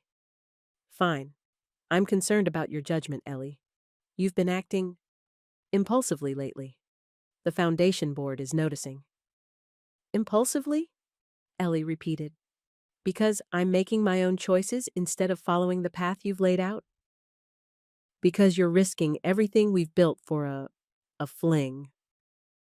Marcus stiffened, but Ellie spoke before he could. This isn't a fling, Dad, and I haven't risked anything except your approval, which apparently has conditions I wasn't aware of. Richard looked genuinely pained. I only want what's best for you. No, Ellie said gently but firmly. You want what's easiest for you, what fits your vision of our family. The office fell silent as Richard absorbed his daughter's words. Marcus remained quiet, but his presence at Ellie's side felt like a statement in itself. Finally, Richard spoke, his voice subdued. You sound like your mother. Good, Ellie said, surprising herself with the fierceness in her tone. She knew her own mind, too. Something shifted in Richard's expression, a mix of sadness and resignation. She did at that. He turned to Marcus, offering his hand again. I apologize for my assumption, Mr. Bell. This time, Marcus accepted the handshake. No harm done, sir. I'll leave you to your conversation, Richard said, moving toward the door. He paused, looking back at Ellie. Dinner tomorrow? Just you and me. We have things to discuss. Ellie nodded. I'll be there. After Richard left, Ellie let out a long breath. I'm so sorry about that. Marcus's expression was thoughtful. Don't be. Families are complicated. Mine more than most, Ellie said with a rueful smile. I don't know about that, Marcus countered. But I do know that you just stood up to your father for me. That means something. It means I care about you, Ellie said simply. More than I expected to. Marcus stepped closer, taking her hands in his. Where were we before we were interrupted? You were about to tell me if you're willing to give us another chance. I was. Marcus agreed, a small smile playing at his lips. And the answer is yes. But slowly this time. No more rushing, no more assumptions. Relief and joy washed over Ellie. I'd like that. Me too, Marcus said softly. Their second kiss was gentler than the first, a promise rather than a question. When they pulled apart, Ellie felt a peace she hadn't experienced in years, like something long missing had finally fallen into place. So what now? She asked. Now I finish fixing your convertible properly, Marcus said, his practical nature reasserting itself. And maybe you'd like to help? Ellie smiled. I'd love to. They spent the next hour working side by side on the convertible. Marcus guided Ellie through the process of checking and tightening the new fuel line, his hands occasionally covering hers to demonstrate the right technique. There was something deeply satisfying about working on the car that had belonged to her mother, guided by the grandson of her grandfather's trusted mechanic, like closing a circle that had been open for too long. As they worked, they talked, about simple things at first, then gradually about deeper matters. Marcus shared stories of his grandfather's shop in Boston, of learning to rebuild engines before he could drive. Ellie told him about her dreams of museum work, of creating spaces where beauty and history could be preserved. You could still do that, you know, Marcus said as they wiped their hands clean. It's never too late to follow what matters to you. Maybe, Ellie admitted, but the foundation does important work too. I just need to find a way to make it feel more authentic. Like how? I've been thinking about that, Ellie said, warming to the subject. What if we focused more on practical help? Scholarships for trade schools, for example? Not everyone wants or needs a 4-year degree. Marcus nodded approvingly. That could make a real difference. Toolkits for new graduates, help with certification costs. Exactly. Ellie's eyes lit up. Things that create lasting change, not just fancy parties and photo ops. Your father might not go for it, Marcus warned. Let me worry about Dad, Ellie said with newfound confidence. He'll come around once he sees the impact. The convertible's engine purred smoothly as Marcus ran a final test. Satisfaction was evident in his smile as he turned it off and handed the keys to Ellie. Good as new, he declared. Maybe better. Ellie took the keys, her fingers lingering on his. Thank you for everything. Just doing my job, Marcus teased, though his eyes said it was much more. Would you like to take a drive? Ellie asked. I know a quiet spot by the pier. Marcus glanced at the clock. I need to close up shop, but I could meet you there in an hour? Perfect, Ellie agreed. I want to check on June anyway. This morning gave me quite a scare. Concern immediately crossed Marcus's face. Is she okay? Ellie explained the boardwalk incident, her voice catching as she described the panic she'd felt when June wandered off. Marcus listened attentively, understanding evident in his eyes. That must have been terrifying, he said when she finished. Is this happening more often? Ellie nodded reluctantly. The doctor says it's mild cognitive impairment, not Alzheimer's yet, but heading in that direction.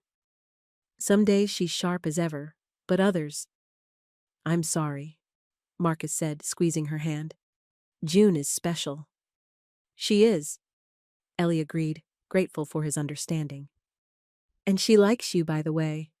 Says you remind her of my grandfather. High praise, Marcus said with a small smile. I wish I could have met him. Me too, Ellie said softly. You would have gotten along well.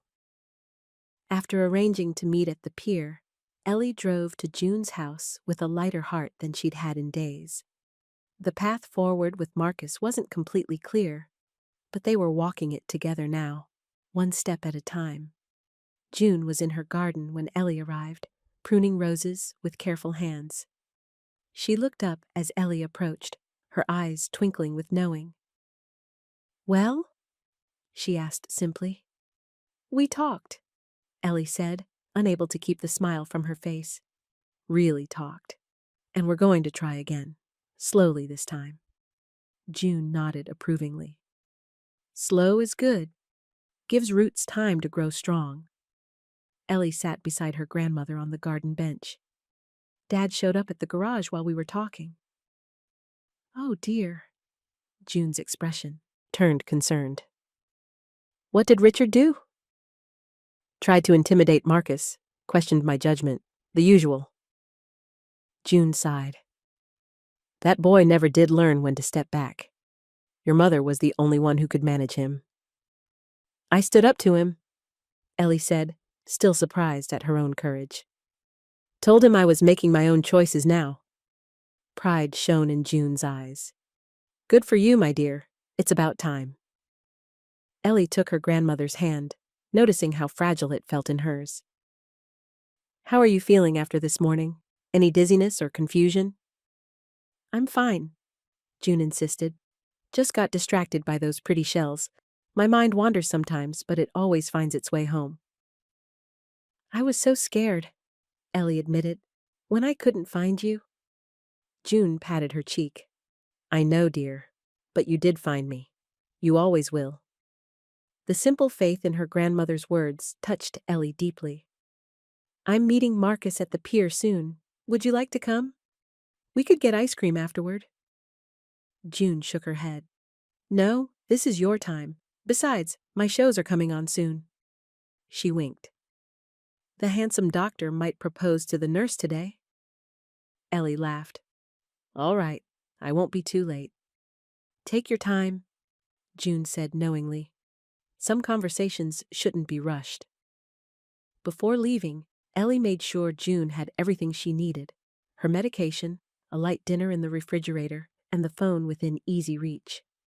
As she drove toward the pier, the convertible handling perfectly, Ellie felt a deep sense of rightness. The broken pieces of her life seemed to be aligning in new and unexpected ways. Marcus was already at the pier when she arrived, leaning against the railing as the evening sun cast long shadows across the boardwalk. He straightened when he saw her, that rare, full smile lighting his face. The car sounds great, he said as she approached. Runs like a dream, Ellie confirmed. You're a miracle worker. Nah, Marcus demurred. Just good with broken things. Speaking of broken things, Ellie said, her tone turning serious. I want to apologize again for all the drama. Marcus shook his head. Life is messy sometimes. What matters is how we handle the mess. They walked along the pier, close enough that their shoulders occasionally brushed. The evening was peaceful, with only a few tourists taking photos of the sunset and local fishermen preparing their boats for the morning.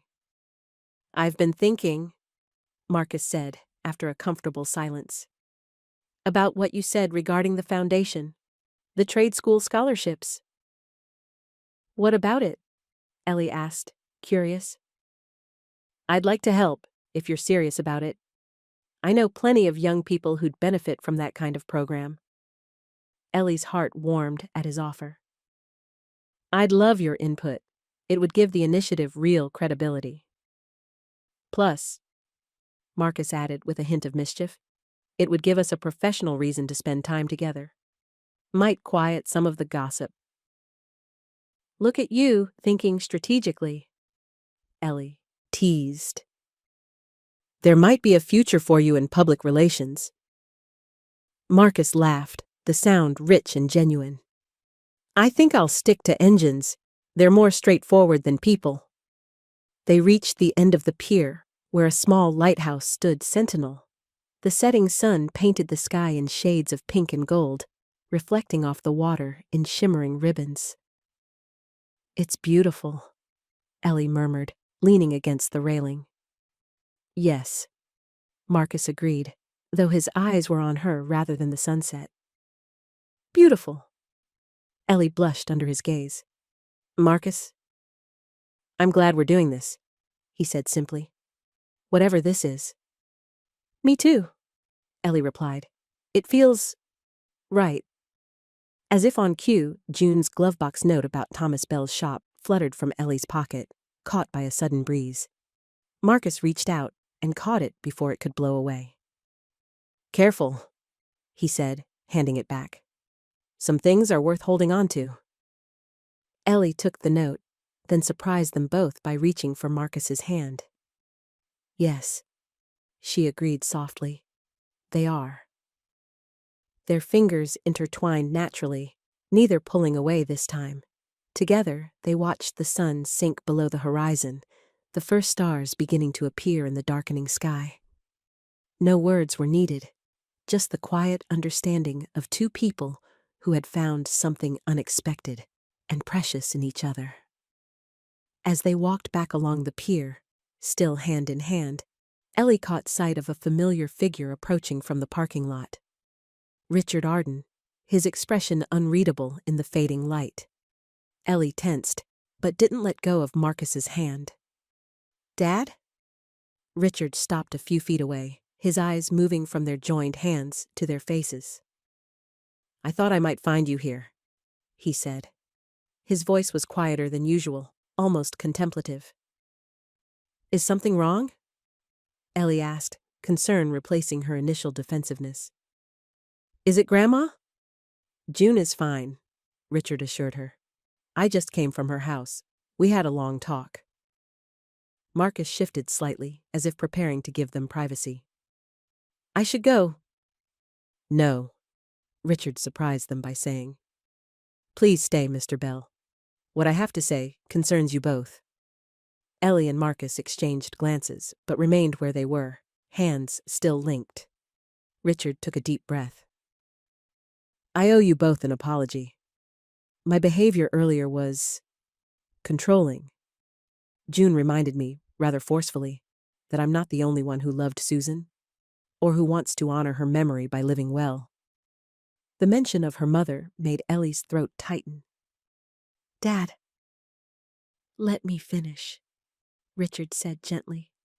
"Your mother would have liked you, Marcus. She valued honesty and hard work above all else, and she would have been proud of you, Ellie, for standing your ground." Tears pricked at Ellie's eyes. Her father rarely spoke of Susan this way, with such open emotion. "I don't agree with every choice you make," Richard continued, looking directly at Ellie. "But they are your choices to make. I need to remember that." "Thank you," Ellie said softly. "That means a lot." Richard turned to Marcus. "I hope you'll forgive an old man's protective instincts. Ellie is all I have left of Susan. Sometimes my fear of losing her too makes me difficult. Marcus nodded, his expression respectful. I understand protecting what matters, sir. Yes, Richard said thoughtfully. I believe you do. He extended his hand. I hope we can start again, Mr. Bell, on better terms. Marcus shook Richard's hand firmly. I'd like that. Just take care of each other, Richard said, his eyes moving between them.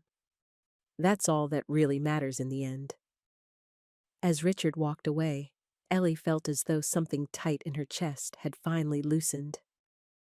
She leaned against Marcus, suddenly overwhelmed by the events of the day. You okay? He asked quietly, his arms solid around her shoulders. Better than okay, Ellie replied, looking up at him with wonder. I think that's the most my father has opened up since my mother died. He loves you, Marcus said simply, in his own complicated way. Just like I love June, Ellie acknowledged, even when she scares me by wandering off.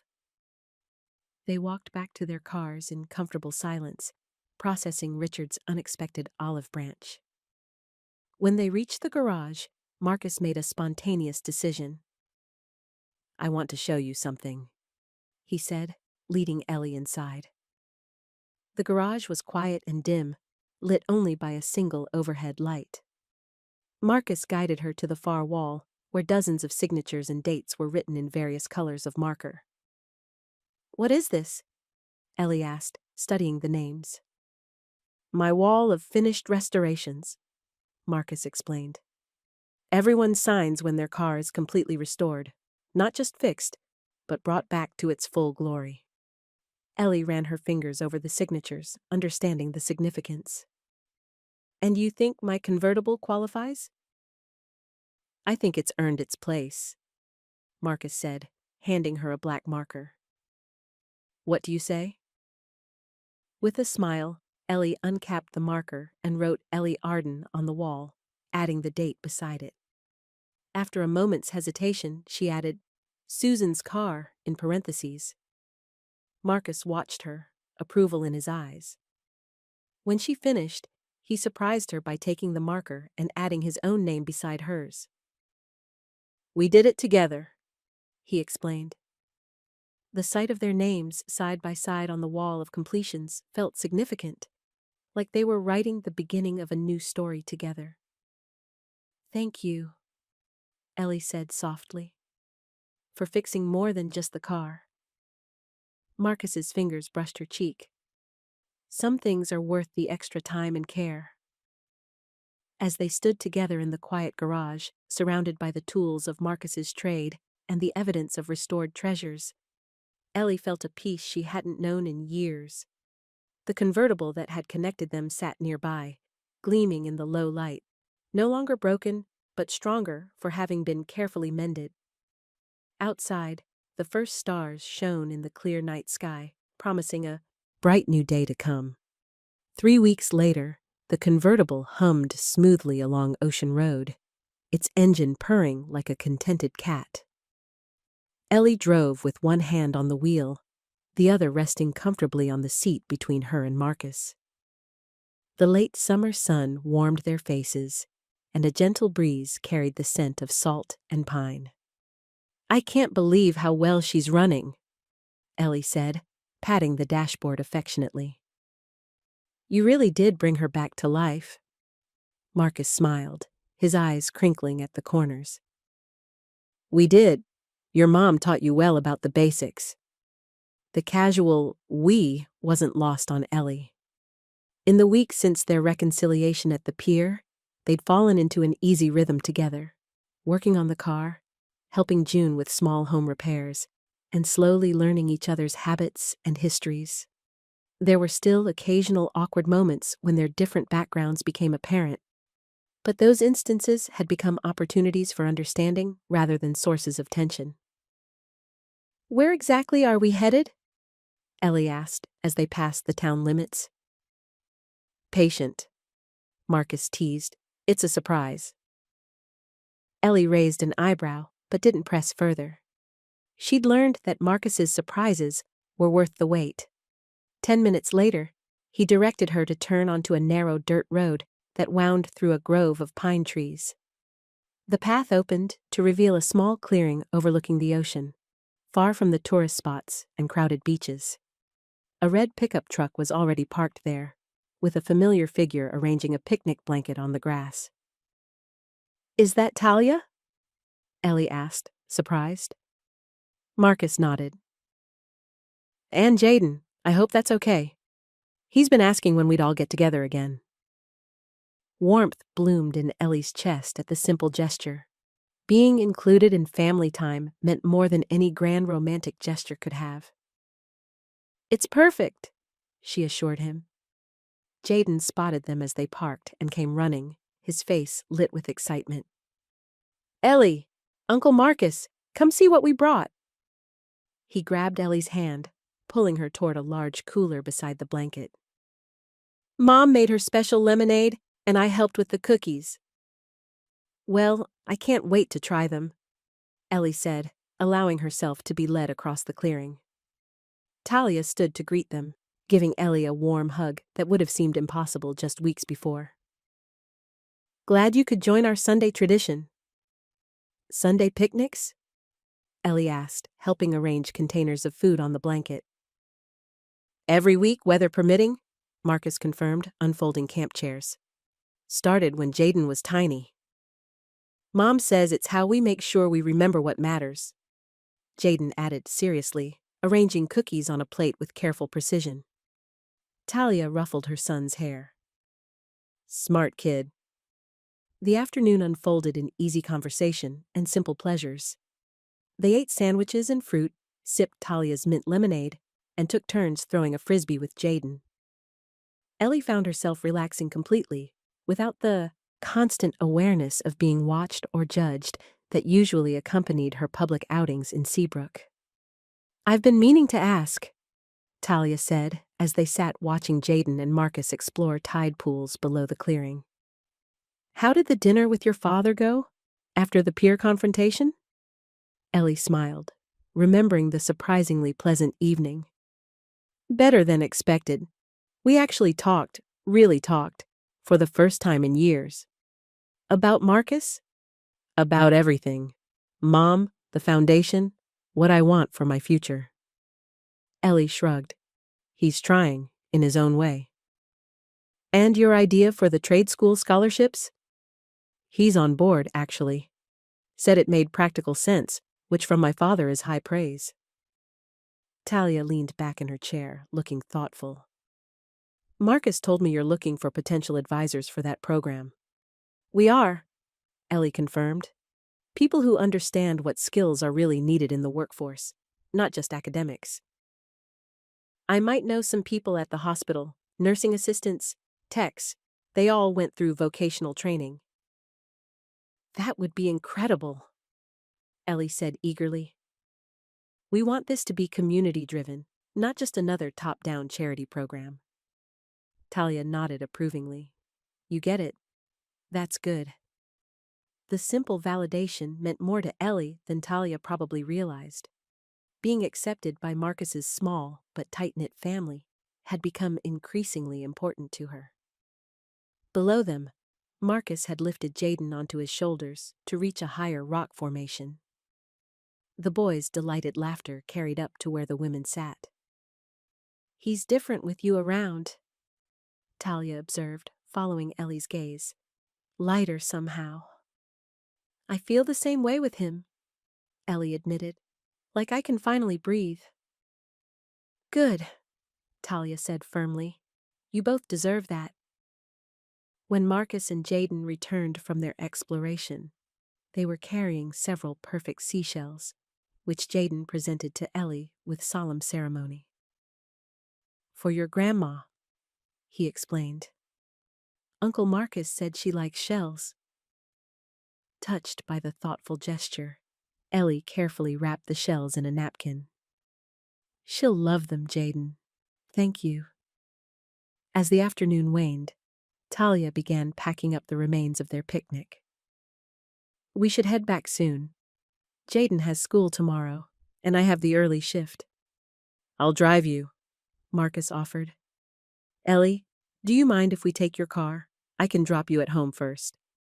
Actually, Ellie said, I was hoping to visit Grandma this evening. Would you mind coming along? She's been asking about you. Marcus's face lit up. I'd like that. They said goodbye to Talia and Jaden with promises to repeat the picnic the following Sunday.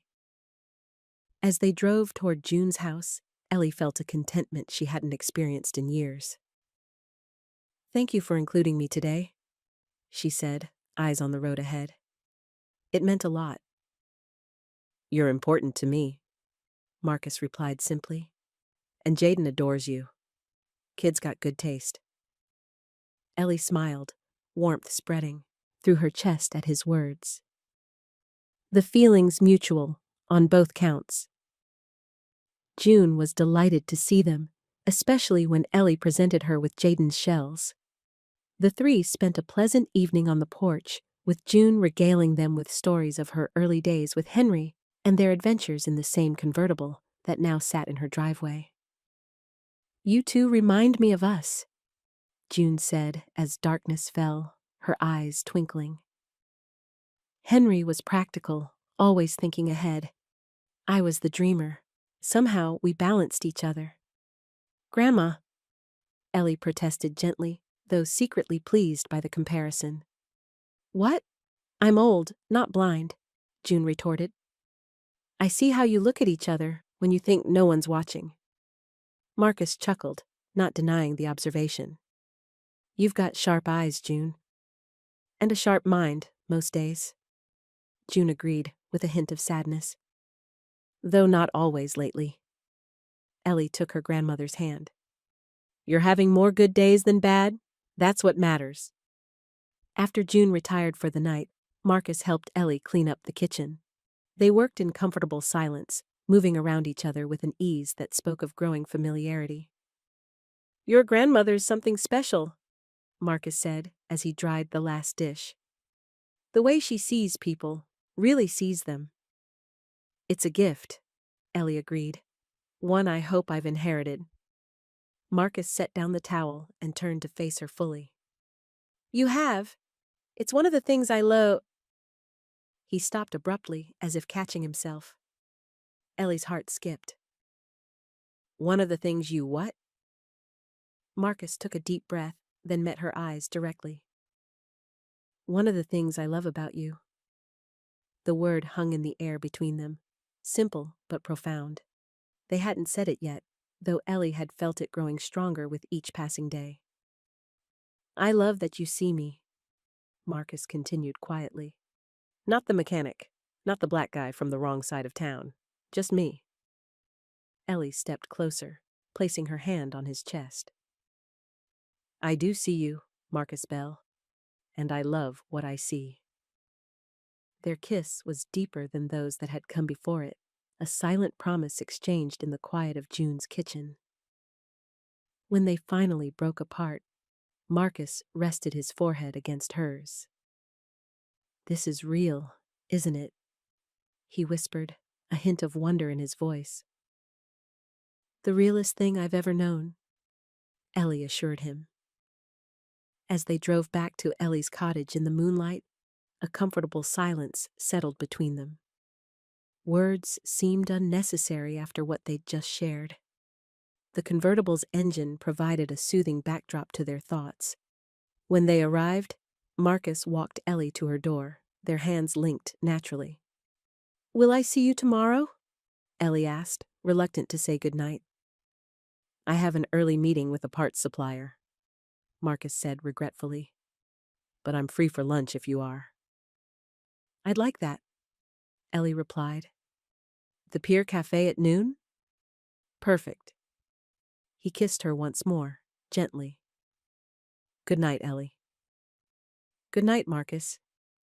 Ellie watched him drive, away in her convertible, which he'd insisted on borrowing to get home rather than have her drive him. They'd developed a comfortable system of sharing the car, another small symbol of their growing trust. Inside her cottage, Ellie found herself humming as she prepared for bed. The simple declaration of love they'd shared felt right, not rushed or dramatic, but a natural acknowledgement of what had been growing between them. Morning brought clear skies and a text from Marcus. Parts supplier meeting running long. Still on for lunch, but might be 10 men late. Ellie replied with a heart emoji, then turned her attention to foundation work. The trade school scholarship initiative was gaining momentum, with several local businesses expressing interest in supporting the program. She was particularly proud of how Marcus had stepped up, using his connections to bring authentic voices to the planning committee. As noon approached, Ellie walked to the Pier Cafe, enjoying the late summer sunshine. The tourist crowds had thinned now that schools were back in session, leaving Seabrook to the locals once again. She secured a table on the outdoor patio overlooking the harbor and ordered iced teas for both of them. While waiting, she browsed the menu, though she already knew Marcus would order the fish sandwich, his favorite. At 12:15, her phone buzzed with another text from Marcus. Just finished. On my way. Order the fish sandwich for me? Ellie smiled and signaled the server, placing their orders. As she waited, she found herself thinking about the last few weeks and how much had changed. The gossip posts had gradually died down as the town found new subjects to discuss. Nathan had finally stopped attempting to contact her after Richard had a frank discussion with his father. Even her work with the foundation felt more meaningful now that she was pursuing projects she truly believed in. She was so lost in thought that she didn't notice the commotion at first. Raised voices near the cafe entrance, then a server running inside. It was only when several people at nearby tables stood up, looking toward the street, that Ellie became aware something was wrong. "What's happening?" she asked a woman at the next table. "Car accident, just down the block," the woman replied. "Sounds bad." A cold feeling settled in Ellie's stomach. She checked the time. 12:20. Marcus was late. "Did you see what happened?" she asked, trying to keep her voice steady. "No, but I heard someone say a truck ran a red light and hit a smaller vehicle." Ellie was on her feet before the woman finished speaking, her heart pounding. It might not be Marcus. It could be anyone. But the timing... She rushed toward the street, pushing through the growing crowd of onlookers. Police sirens wailed in the distance, growing louder by the second. The scene that greeted her made her blood run cold. In the intersection, a block from the cafe, her mother's convertible lay crumpled against a light pole, its front end crushed beyond recognition. A delivery truck was stopped nearby, its driver sitting on the curb with his head in his hands. "Marcus!" Ellie's scream tore from her throat as she ran toward the wreckage. A bystander caught her arm. "Miss, you can't go there. Emergency services are coming." "That's my car." Ellie fought against his grip. "My boyfriend is in there." Understanding dawned in the man's eyes, and his grip softened, though he didn't let go. "I'm sorry, but you need to let the professionals help him. They're almost here." As if on cue, an ambulance rounded the corner, followed by a police car. Ellie stood frozen, watching as paramedics rushed to the convertible. Through the gathering crowd, she caught glimpses of their urgent movements, the careful way they stabilized Marcus's neck before extracting him from the wreckage. Time seemed to stretch and compress simultaneously. Later, Ellie would have only fragmented memories of those terrible moments, the sound of metal being cut away, the hushed voices of the crowd, the gentle but firm way a female officer led her to the ambulance once Marcus had been loaded inside. "Are you family?" the paramedic asked as Ellie climbed in. "Yes," she answered without hesitation. In all the ways that mattered, it was true. The ride to Seabrook General passed in a blur of beeping monitors and urgent medical terminology. Marcus remained unconscious, an oxygen mask covering his face and a cervical collar stabilizing his neck. Ellie held his hand, careful not to disturb the IV the paramedics had inserted. "Please be okay," she whispered over and over. "Please, Marcus. I need you to be okay." At the hospital, everything accelerated. Marcus was whisked away for immediate assessment, leaving Ellie alone in the emergency waiting room. Her hands shook as she called Talia, then June, then her father. Each conversation was brief, focused on the essential information. Marcus, accident, Seabrook General. Talia arrived first, still wearing scrubs from her shift in a different department. Her professional calm cracked when she saw Ellie's face. "How bad?" she asked simply. "I don't know yet," Ellie admitted. "They took him straight back. He was unconscious in the ambulance." Talia nodded, switching into nurse mode. "Let me see what I can find out." She disappeared through the staff door, leaving Ellie alone with her fears. Minutes stretched like hours until Talia returned, her expression carefully neutral. "He's in radiology now," she reported. "CT scan and x-rays. The doctor will come talk to us when they know more." "But he's alive," Ellie pressed. "He's stable?" "Yes," Talia confirmed. "Vital signs are good, that's positive." Before Ellie could ask more questions, the waiting room door opened to reveal Richard Arden. He crossed the room in long strides, concern evident in his face. "Ellie," he said, embracing his daughter. "I came as soon as I got your message. Any news?" Ellie shook her head against his shoulder. "Not yet. Talia says he's in radiology." Richard turned to Talia, extending his hand. "Ms. Bell, I wish we were meeting again under better circumstances." "Mr. Arden?" Talia acknowledged, shaking his hand briefly. An awkward silence fell as they settled into the uncomfortable waiting room chairs.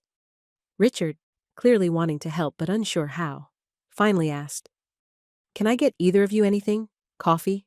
Water?" "Coffee would be great, actually," Talia admitted.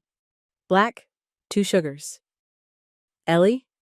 Richard looked to his daughter. "Just water, please."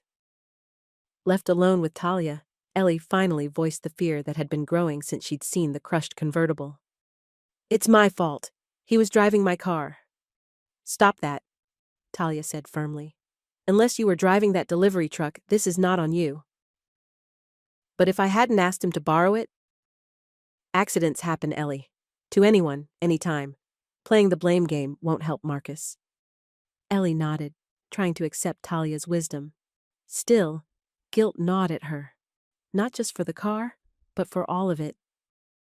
If she hadn't brought Marcus into her complicated life, would he be safely working in his garage right now, instead of lying unconscious in a hospital?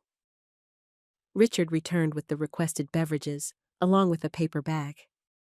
"I found some sandwiches, too. You should try to eat something." The simple, practical gesture touched Ellie deeply. Her father was trying, in his own way, to care for her, and by extension, for the people who mattered to her. "Thank you, Dad." They settled into waiting mode, each lost in their own thoughts. An hour passed, then another. Occasionally, Talia would slip away to check for updates, returning with minimal information. Still in radiology, being moved to a treatment room, doctor reviewing results. Finally, a tired-looking doctor in blue scrubs appeared in the waiting room. "Family of Marcus Bell?" All 3 of them stood immediately. "I'm his sister," Talia said. "This is his girlfriend and her father." The doctor nodded. "I'm Dr. Mercer. Mr. Bell is stable. He sustained a concussion, 3 broken ribs, and a fractured wrist. We're also monitoring for internal bleeding, though the initial scans look promising." "He's going to be okay?" Ellie asked, her voice small. "Barring complications, yes," Dr. Mercer confirmed. "He's a very lucky man. That accident could have been much worse." Relief flooded through Ellie, making her knees weak. Richard steadied her with a hand on her elbow. "When can we see him?" Talia asked. "He's being moved to a room now.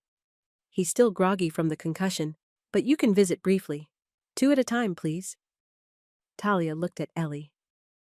You and me first? Ellie nodded gratefully. Following Dr. Mercer through the hospital corridors, Ellie tried to prepare herself for what she might see. The doctor had said Marcus was stable, but stable could cover a wide range of conditions. The room was dimly lit when they entered, with monitors beeping steadily. Beside the bed, Marcus lay with his eyes closed, his dark skin ashen against the white hospital linens. His left wrist was wrapped in a temporary cast, and a butterfly bandage held together a cut on his forehead. Ellie approached the bed cautiously, while Talia moved to the opposite side with the confidence of someone familiar with hospital settings. She checked his chart, then adjusted his blanket with gentle hands. Marcus? Talia said softly. You've got visitors, big brother. Marcus's eyelids fluttered, then opened slowly. He blinked several times, as if struggling to focus. Talia? His voice was rough, barely above a whisper. What happened? You decided to test how tough that old convertible really is, Talia said, her light tone belied by the moisture in her eyes. Spoiler alert, not as tough as your hard head. A weak smile touched Marcus's lips before his gaze shifted to Ellie. Recognition and relief flooded his features. Ellie, he breathed. You're okay. The concern in his voice, that his first thought was for her welfare, even in his condition, broke something open in Ellie's chest. I'm fine, she assured him, taking his uninjured hand. I wasn't in the car, remember? We were meeting for lunch. Confusion flickered across his face, then cleared. Right. The Pier Cafe. I was running late.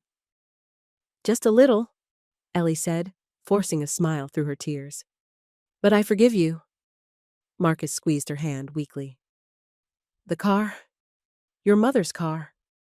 Don't worry about the car, Ellie said firmly. It's just metal and rubber. You're what matters. Jaden? Marcus asked, looking to his sister. With a neighbor, Talia assured him. I'll bring him to visit tomorrow if you're up for it. Marcus nodded slightly, then winced at the movement. My head feels like it's splitting open. That would be the concussion, Talia explained. They'll give you something for the pain soon. You should rest, Ellie added, reluctant to leave, but recognizing his need for quiet. Stay, Marcus murmured, his eyes already drifting closed again. Just for a minute. I'm not going anywhere, Ellie promised. As Marcus dozed off, Talia touched Ellie's arm. I'm going to update your father and check with the nurses about his care plan. Will you be okay here? Ellie nodded. I'll stay with him. Left alone with Marcus, Ellie studied his face in the dim light. Even injured and pale, he was the most beautiful person she'd ever known, inside and out. The thought of losing him had opened a chasm inside her that she never wanted to face again. I love you, she whispered to his sleeping form. More than I knew was possible. To her surprise, Marcus's eyes opened slightly. Love you too, he murmured before drifting back to sleep. The simple exchange, free of drama or fanfare, embodied everything about their relationship that Ellie treasured. Honest, direct, and real. The next few days established a new routine. Ellie spent mornings with June, afternoons at the hospital with Marcus, and evenings catching up on foundation work. Richard surprised her by taking an active role in supporting both her and the Bell family, arranging for meals to be delivered to Talia and Jaden, ensuring Marcus had the best care available, and quietly handling the insurance paperwork for the destroyed convertible. You don't have to do all this, Ellie told him one evening as they walked to the parking lot together. I know, Richard replied, but I want to. He matters to you, so he matters to me. On the third day, Marcus was strong enough for longer visits. Jaden spent an hour carefully drawing get-well cards at his bedside, while Talia discussed his home care plan with the doctors. When they left for dinner, Ellie remained, sharing a hospital tray with Marcus and filling him in on June's latest adventures. "She's been making scrapbooks," Ellie explained. "Old family photos, pressed flowers from her garden. Says she wants to make sure we remember the important things." "Smart lady," Marcus said, pushing his pudding cup toward Ellie. "You should help her with that." "I am," Ellie confirmed. "It's been nice, actually. I'm learning things about Mom and Dad I never knew." Marcus shifted in the bed, wincing slightly at the movement. His color was better today, and the cut on his forehead was healing cleanly.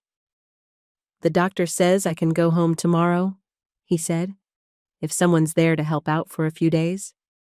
"Talia mentioned that." Ellie nodded. "She's rearranging her shifts." "Actually," Marcus hesitated, "I was hoping you might help too, if you have time." "Of course," Ellie replied immediately. "Whatever you need." Marcus smiled, a hint of his usual confidence returning. "Be careful making offers like that. I might take advantage." "I'm counting on it," Ellie teased, relieved to see glimpses of his humor returning.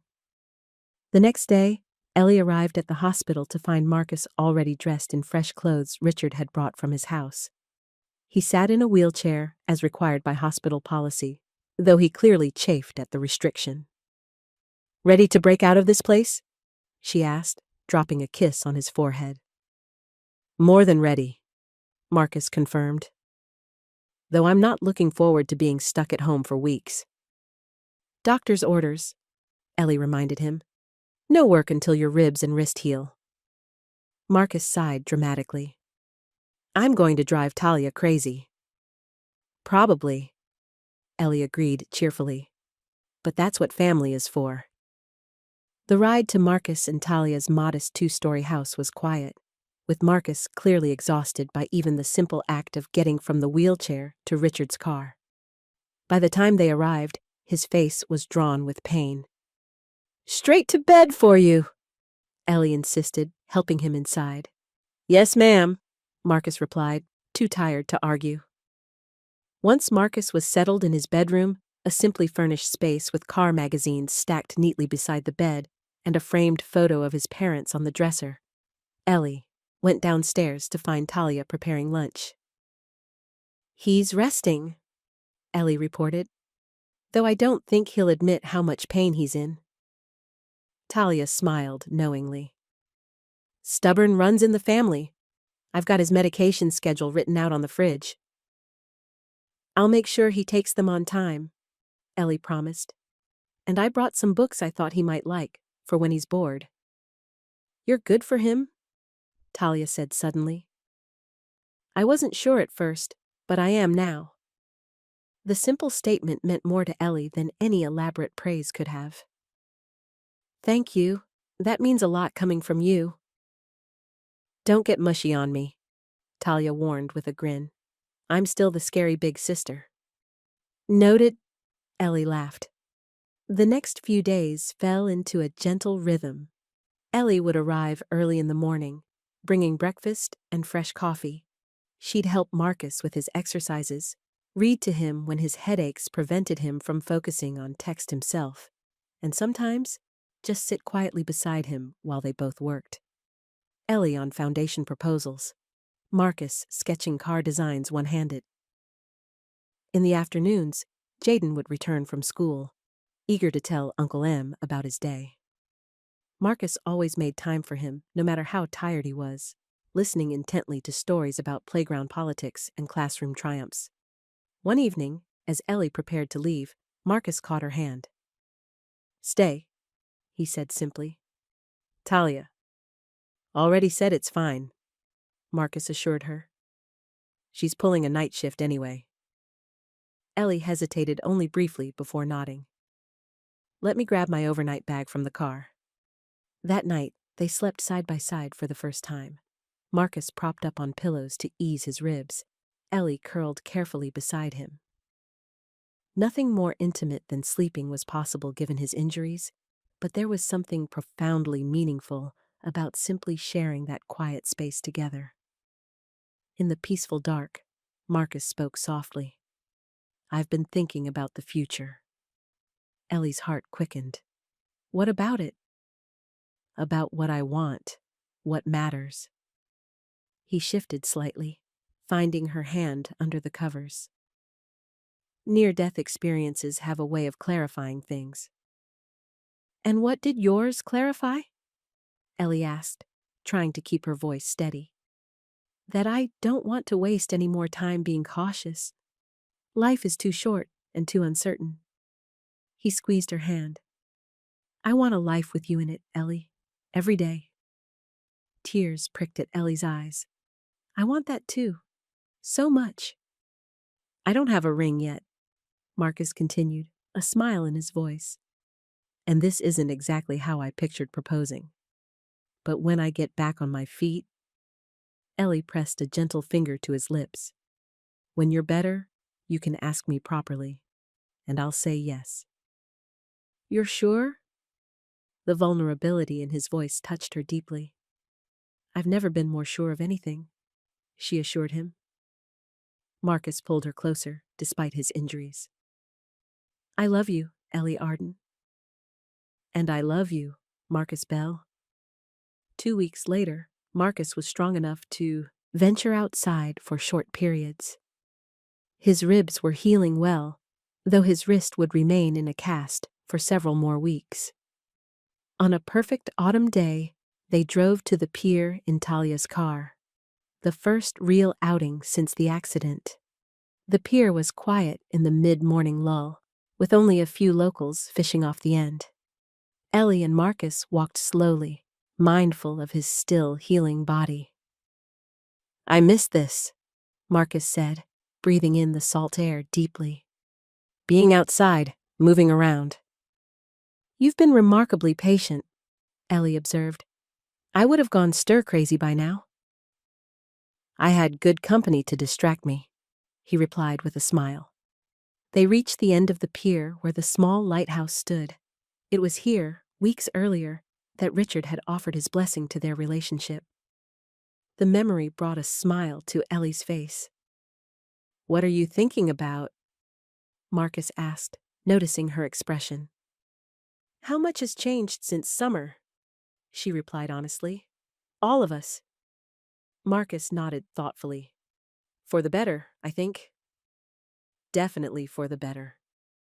They stood in comfortable silence for a while, watching seagulls wheel overhead.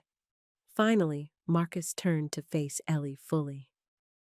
"I've been carrying something around for a week now," he said, reaching into his jacket pocket with his good hand. Waiting for the right moment. Ellie's breath caught as he produced a small velvet box. "Marcus?"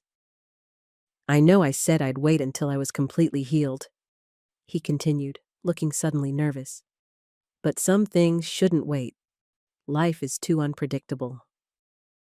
With some difficulty due to his cast, he opened the box to reveal a simple but elegant ring, a single diamond set in white gold with tiny sapphires on either side.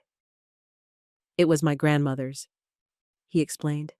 "The sapphires reminded me of your eyes." Ellie couldn't speak past the lump in her throat as Marcus awkwardly lowered himself to one knee, wincing slightly at the movement. "Ellie Arden," he said, looking up at her with all the love in the world. "Will you marry me?" "Yes," she whispered, then louder. "Yes, absolutely yes." Marcus's smile was radiant as he stood and slipped the ring onto her finger. It fit perfectly, as if it had always been meant for her hand. Their kiss was gentle, mindful of his healing ribs, but no less passionate for its restraint. When they broke apart, Ellie rested her forehead against his. "I can't believe I almost lost you," she murmured. "But you didn't," Marcus reminded her. "I'm right here, and I'm not going anywhere." As they walked back along the pier, hand in hand, Ellie felt a sense of completion she'd never experienced before. The path ahead wasn't completely clear. There were still logistics to work out, potential challenges to face. But they would face them together, one step at a time. "Should we tell June first?" Marcus asked as they reached the car. Ellie smiled, picturing her grandmother's delight. "Definitely. She'll say she knew all along." "She probably did." Marcus laughed. "She sees more than most." The drive to June's house was filled with plans and possibilities. Where they would live, how Marcus would balance the garage with family life, whether Ellie would continue her foundation work or pursue her long-deferred museum dreams. "We'll figure it all out," Marcus assured her as they pulled into June's driveway. "One day at a time." June was in her garden when they arrived, pruning late-blooming roses with careful hands. She looked up at their approach, her eyes immediately going to their linked hands and then to the ring on Ellie's finger. "Well," she said, a smile spreading across her face. "It's about time." "You knew?" Ellie asked, laughing as June embraced her. "Of course I knew," June replied matter-of-factly. "I've been expecting this announcement for weeks." She turned to Marcus, her expression softening. "Welcome to the family, young man. Officially, that is." "Thank you, June," Marcus said, bending carefully to accept her hug. "I'll do my best to be worthy of her." "Oh, I know you will," June assured him. "Henry would have approved, you know. He always said you could tell a man's character by how he treats an old car." They spent the afternoon with June, sharing their tentative plans and basking in her obvious joy. As the day waned, June insisted on showing Marcus old family albums, pointing out Ellie's childhood photos and telling stories of her mother's youth. "She would have loved you," June told Marcus as they looked at a photo of Susan behind the wheel of the now-destroyed convertible. "You have the same quiet strength she admired in Henry." Tears shone in Ellie's eyes at the comparison. "I wish she could have met you." "In a way, she did," Marcus said thoughtfully. "Through that car, through you."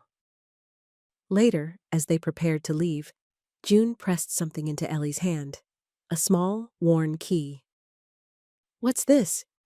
Ellie asked, studying the unfamiliar key. "It was in the glove box of Susan's car," June explained. "I saved it when they towed the wreckage away. I'm not sure what it opens, but it seemed important to keep." Ellie closed her fingers around the key, this small piece of her mother's legacy saved from destruction. "Thank you, Grandma." "You'll figure it out," June said confidently. "You two are good at fixing broken things and solving mysteries." As they drove back to Talia's house in the gathering dusk, the key rested in Ellie's pocket, a tangible reminder of the past that had, in its own way, led them to each other. "What do you think it opens?" Marcus asked, glancing at the key now sitting on the dashboard. "I don't know," Ellie admitted, "but we've got plenty of time to find out." "Together," Marcus added, reaching for her hand. "Together," Ellie agreed, the word a promise and a future all in one. The car turned onto Ocean Road, following the curve of the coastline as stars began to appear in the darkening sky. Ahead lay home, family, and all the quiet, ordinary days that strung together would make up their extraordinary life. Not a life of galas and glitter, but something far more precious. A life built on trust, honesty, and the courage to see beyond the surface to the heart of what truly mattered. And as the moon rose over the water, casting silver light on the road ahead, Ellie knew with absolute certainty that they were traveling exactly the right path, one they would continue to walk, side by side, for all the days to come.